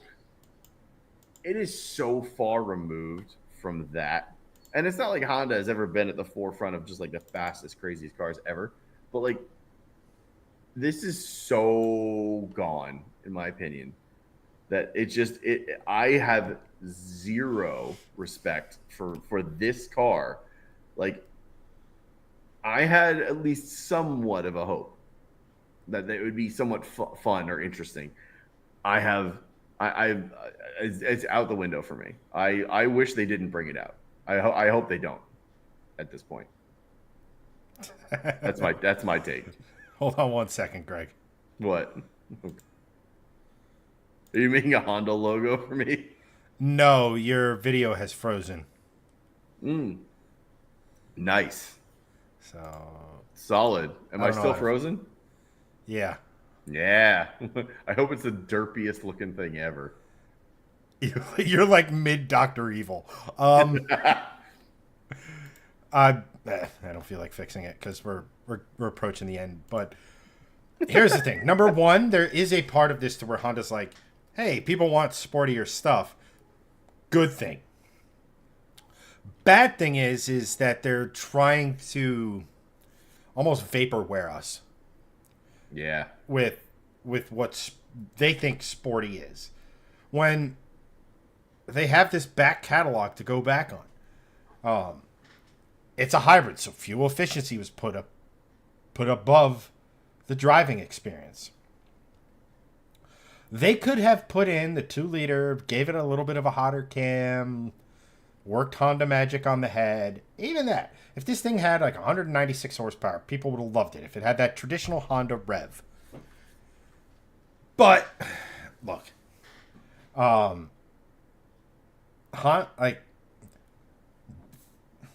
Apart from the Integra Type S that they currently make, there's not really much in the Honda lineup that gets me excited. Just full stop. Yeah. But on the flip side, every major manufacturer does this kind of brand or model engineering to the point where it's not shocking. Examples include, but are not limited to, the Mach-E. Yep. The GM with the Blazer, which is now an EV crossover. Even Toyota to an extent with, I mean, the Supra was true to its core, but it wasn't a true Toyota. Right. Which, the car itself is very, very good. But we've all been down the BMW Supra rabbit hole so many times now. It's cliche. A bajillion times. You see it with the Germans. M Sport, AMG. I don't even know what the F AMG means anymore with the numbers, because it's like, is it an AMG? But it's an AMG, but it's got the small engine. But this is the AMG Sport, M Sport. Audi and their S line. Well, I guess the S line is actually truer than the other two. F Sport. Although in the case of the new IS 500, it's actually means something. But on the other stuff, it's a body kit and a retune of the dampers. Like, go down the line. Nissan threw the Nismo name on an Armada. So, like, I don't think I'm going as far as you as to say I will never buy another Honda in my life. I see the sentiment. I see the understanding of, like, who in the fresh fuck there has to be a car guy over there who's like, guys, let's not say this. And if we do say it, let's not follow it up immediately by saying it's not the sportiest thing. Because... Correct. So... Makes no sense at all. And not for nothing, the people who remember the Prelude name... The Prelude isn't the Type R name. It just isn't. But the people who remember Preludes aren't buying a Honda Coupe. Right. Like, especially effectively a Civic-based coupe. Mm-hmm. Yeah, I see this as a Civic hybrid coupe, essentially, with a different face. That's all it is. It's just like, look, I'm willing to sit here and say if it had like I'm just looking at this picture and it has like the front splitter canards, the side canard, like that downforce is going to do diddly fuck on a car that has a 6-inch ride height. It's literally just there for show and to make it look sporty. I literally think it's going to be just a 2-door Civic hybrid. That's all I think this is going to be. I think it's your M Sport. I think this is your M Sport Civic Type R in the sense of you're not getting the good engine. You're getting slightly retuned suspension. I guess it's going to share suspension with the Type R. Whatever. And that's it. But, like, again, people who remember what the Prelude is, they're not in the market for this type of car. They just aren't. Nope. I don't know. Like what the ideal sports car is, I think that's like the last thing we can answer. Like, we've always talked about, like, what's the ideal horsepower, right? We both of us very fully agree that 400 to 500 horsepower is about the ideal range for a road-going sports car to be fun, engaging, and I'm talking like max value sports car horsepower, because like as soon as you get into the 500, 600, 700, 800 horsepower range above, you talked about it with the Mustang, obviously, like with the 700 horsepower build, like there's nowhere you can use that. 400 to 500 horsepower you actually can use on both back roads and highways and make it like it's usable. Like the ideal sports car, if you're talking about stuff that small with that amount of power, it's always the answer is the Miata. It always has been, with a adjacent to that BRZ 86 twin answer as well. Like those two things answer that question better than anything Honda could put out currently, and especially anything better than this whatever this Prelude is going to be. Like the Miata and the BRZ86 twins are definitely like leagues better than whatever this thing is going to be. And the ideal sports car, the answer to that has already been answered for this class and this weight and this power level. Like they don't need to have this stupid marketing bullshit of we're trying to find what that is. Other people have done that. Like Honda has done that. Like right. Like Honda's done it already with other cars in their lineup currently. They called it a Prelude. Like I don't understand why you're trying to simultaneously play on nostalgia and make it modernized and make it marketing to the sense of people like people being just dumb. Like people generally are stupid, honestly, but like I don't think anyone's seeing through this. I think people are I don't think this is going to sell anything. I think people are going to see it and be like, "Ooh, that's cool." And then look at it and go, "Oh, it's literally just a Civic hybrid with CTR bits on it." And I don't think anyone's going to buy it. I really don't. I see them having like an initial uptick, like, oh, maybe a couple thousand a month. Within a year, I see them selling under 1,000 a month of this globally. Like, I don't think anybody's going to buy this. Maybe outside of like Asia Pacific. I think maybe a little bit in Japan. I think some Korean buyers. If they get it into China, I see some Chinese buyers. I don't see this selling outside of Asia Pacific at all. Like I don't think anybody in Europe's going to buy this thing. I don't think anybody in the U.S. or North America is going to buy this thing. I think globally this is going to be killed within 3 years. I truly do. I'm just sitting here thinking right now, like on this rant and going back to like, you know, our past and like some of our harsher takes on cars. I'm just fast forwarding to like 6 months from now or whatever. Hanson just coming to us like, man, I am having the hardest time getting Honda to let me have a Prelude. Gee, wonder why. I don't get it. I don't get it because like for so many things, like you can make the car sporty. I honestly think that if this was the Civic Sport package, it would sell better. Oh, totally agree with that. That's a great idea. Make this the Civic Sport. Make this what the Prelude Civic name SI does. is. The Civic, the Prelude name is a cool name. People our age remember it. They remember what it was, and they're gonna go, oh, I remember the Prelude growing up. The fuck is that? Yeah, correct. So look, like, it is what it is. It's part of the modern culture of what these OEMs are doing with nameplates. You know. Oh, and add another one to that. Eclipse is a crossover. Oh, right. I guess we should thank our lucky stars that the Prelude is not a sporty CRV. And true. And kind of end it there. Like, I don't know, man. Like, there wasn't a need for this type of vehicle.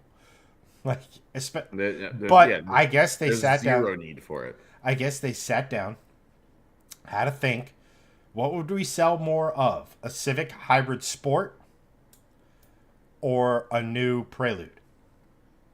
And I guess they just came to the conclusion that maybe Civic Hybrid has a negative connotation in terms of sportiness, where the Prelude name has some sporting credentials. Job done. I mean, I would make the argument that the Civic has more sporting credentials now because of the CTR. There was like Well, I mean, I meant the there's- hybrid aspect of it, not necessarily the civic aspect of it. You no, know, sure. when you see like the I blah get blah it. blah hybrid, people immediately start to think of the Prius, the Insight, you know, etc. Right? Like Sure. so. Um, yeah, I don't know, man. I agree with you. I don't think it's really going to be a sales success. I think this car, all in, is going to be a massive nothing burger. 100. Yeah, I totally agree. It's not going to be bad. It's not going to be quite what everybody thinks it should be. Of course, it's not going to be bad. It's a Honda. It'll be fine. Well, what I'm But, saying like, is could have it's been not so like much better. it's not like they came out with a new Prelude and it's like, or, you know what I mean? Like Yeah, I know. I the follow you. car's going to be just a big old nothing burger. Yeah. And And that's a shame because it should have been a lot. It should have been an actual burger. Should have been a real burger. yeah, Sean goes, the Prelude's never been a Civic base. For one, it's always been based on the Accord to accommodate bigger engines. What bigger engine? It had a get. As far as I understand it, didn't they have a K series, which Civics accommodated quite fine. I get Accord, and I'm pretty sure these things. I'm pretty sure the last generation of Prelude before this had 4-wheel steer. I'm like, Did. Yeah, the '90s version had 4-wheel steer. which was all the rage in the JDM sphere in that aspect. Right. But like, either way, semantics aside, Yes. this is, hey, people got excited for the CTR return or Yeah. launch in North America. Hey, people got excited for the Integra return. Let's bring another car from that era back. Yeah. That's pretty much all this is. And look, if they are genuinely looking to make their cars a little more sporty, a little more fun, and we have to stomach a Prelude that's not really a Prelude, all right, so be it. But Yeah. and on the end, and again, at least it's not a crossover, which sounds Yeah. like damning it with false praise, but that is actually a pretty big deal. That's true. That's You know, true. So Considering what's happened, yes, I agree. so it is what it is, you know. Yeah. But on that note, Yes. we are going to take a page out of Greg's camera and call it a night. Yes. Thank you to everyone who watched, all of our commenters, Andrew, Sean, Steve, Nick, etc. Appreciate you guys. Nick, thanks for the stars. Thank you to all our support.